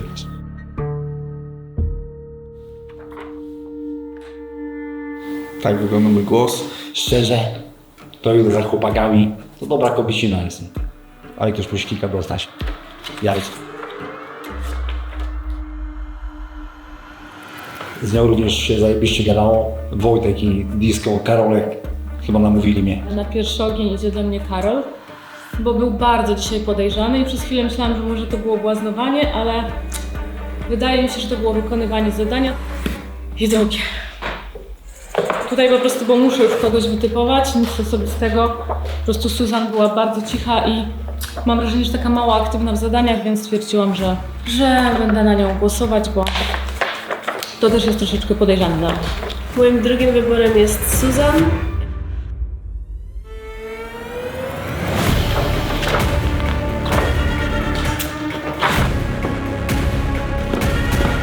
Drugi głos na Oliwię. Nie do końca wiem, czy zostawienie tarczy na ławce było celowe, a tak ogólnie to druga osoba, która chciała głosować na Bettegole, to byłem ja. Ale zmieniłem zdanie.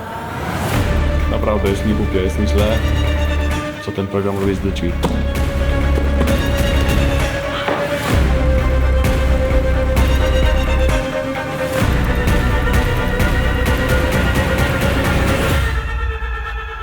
Głosowaliście na 2 osoby.